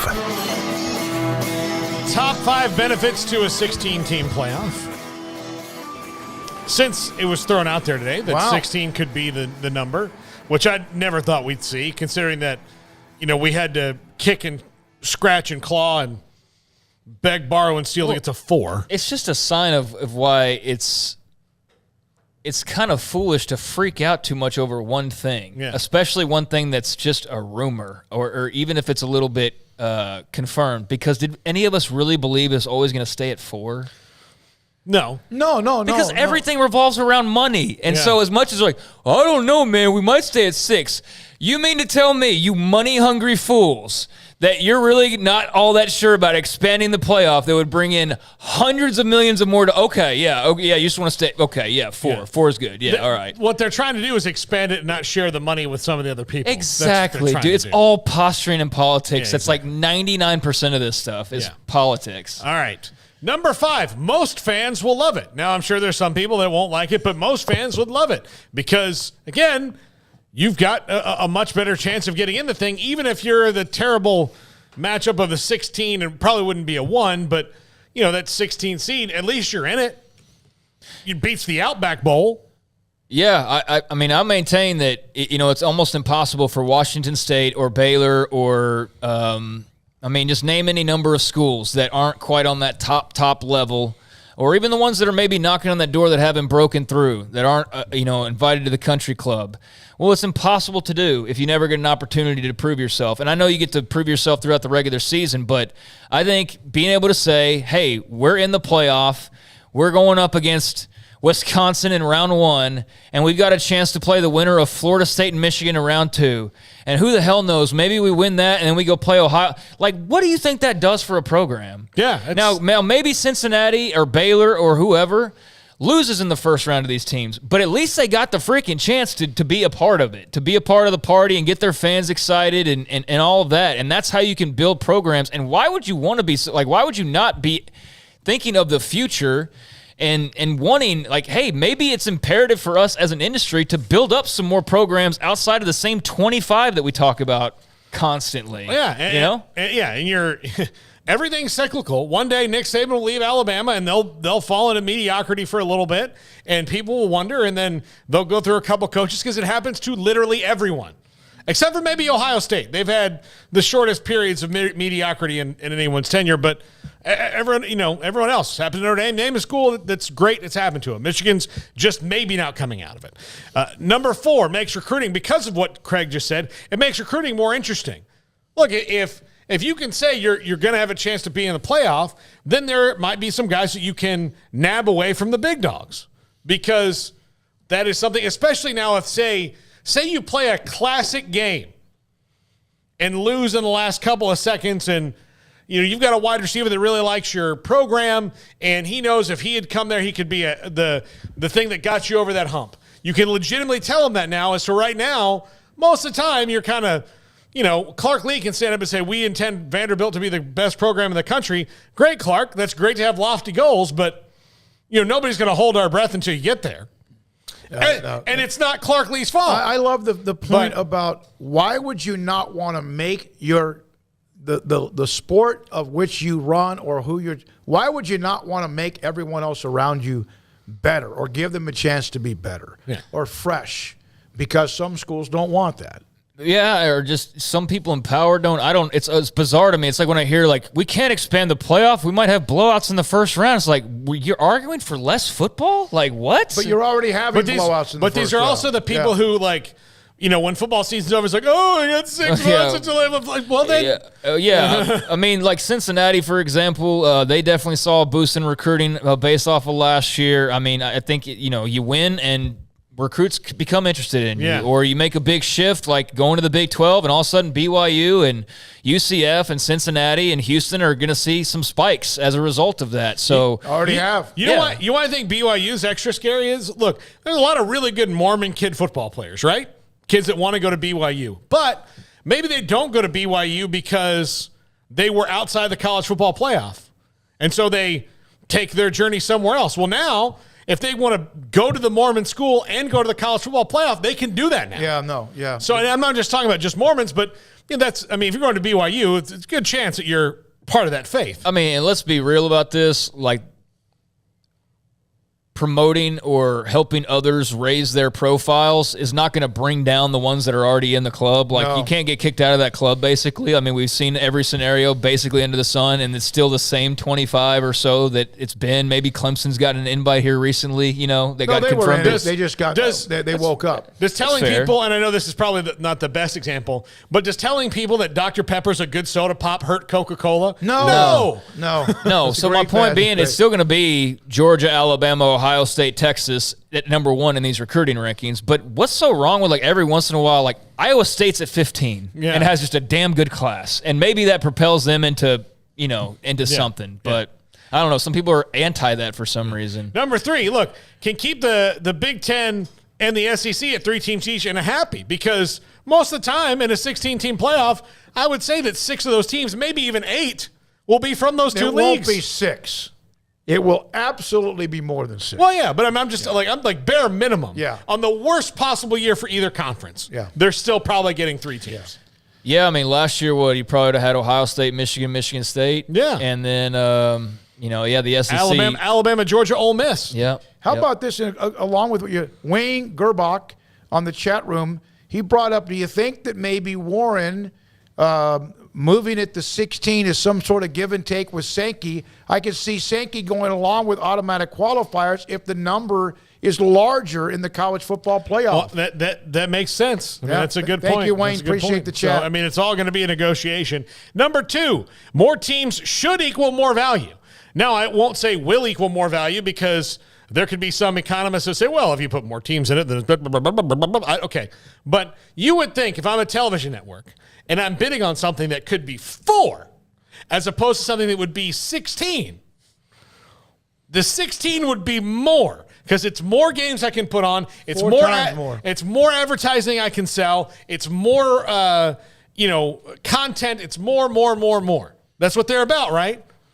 You really think one network can handle 16 teams? No, it's going to have to be the Big Ten's going to be like on 3 or 4 different networks. It's going to have to be like the NFL that has different things. But that's the scary part, is if you're those other conferences, is how much room is left over. Yeah. But then if live sports is such a boon, which is the one thing that everybody agrees on, but yet somehow more games is bad, that still makes no sense. That makes absolutely no sense. I don't get that at all. But you would think that, hey, if live sports are such a great thing and college football is as popular as it is, like, I don't know why more teams more games and more great matchups, and you think more money. Why are all pro sports leagues adding more wild card teams? That's the thing, is the college football fan or media person or commissioner is sitting there arguing for less options. The NFL, the biggest league in America, by far in a way, and probably in my lifetime will never not be that, is adding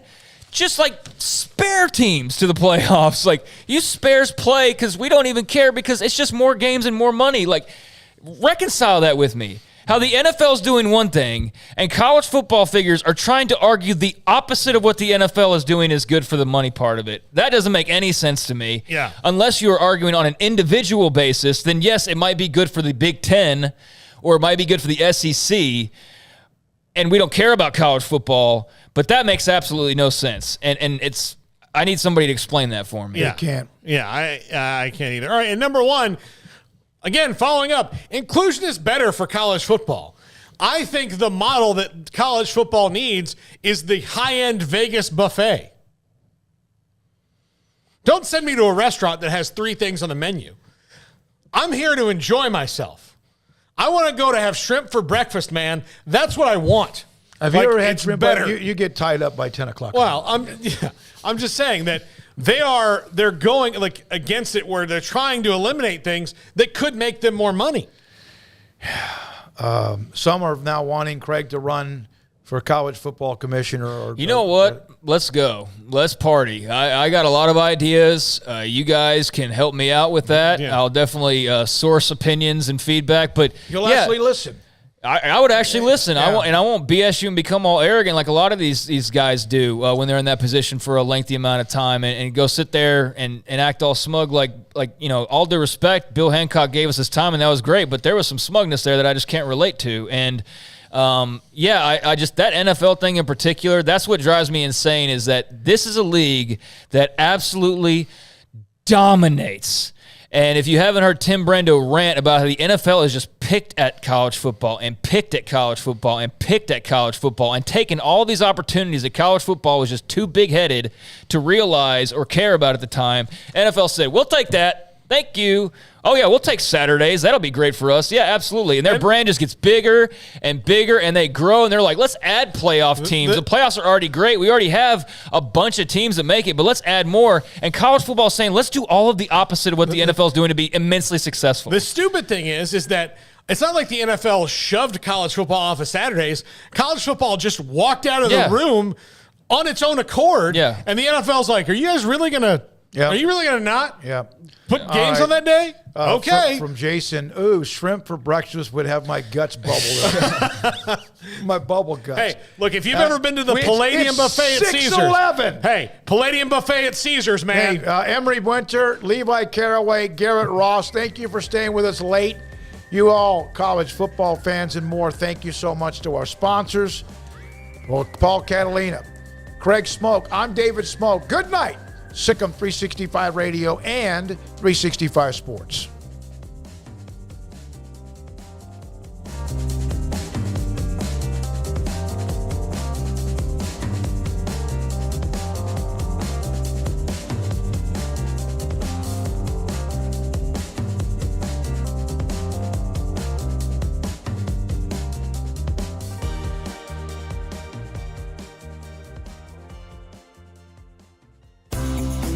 Ideal MRI is a small family business right here in Central Texas. We're open to support you while lowering the cost of healthcare bills. When you need an MRI, ask your doctor for an Ideal MRI. Visit us at idealmri.com or call us at 833-IDEAL-MRI.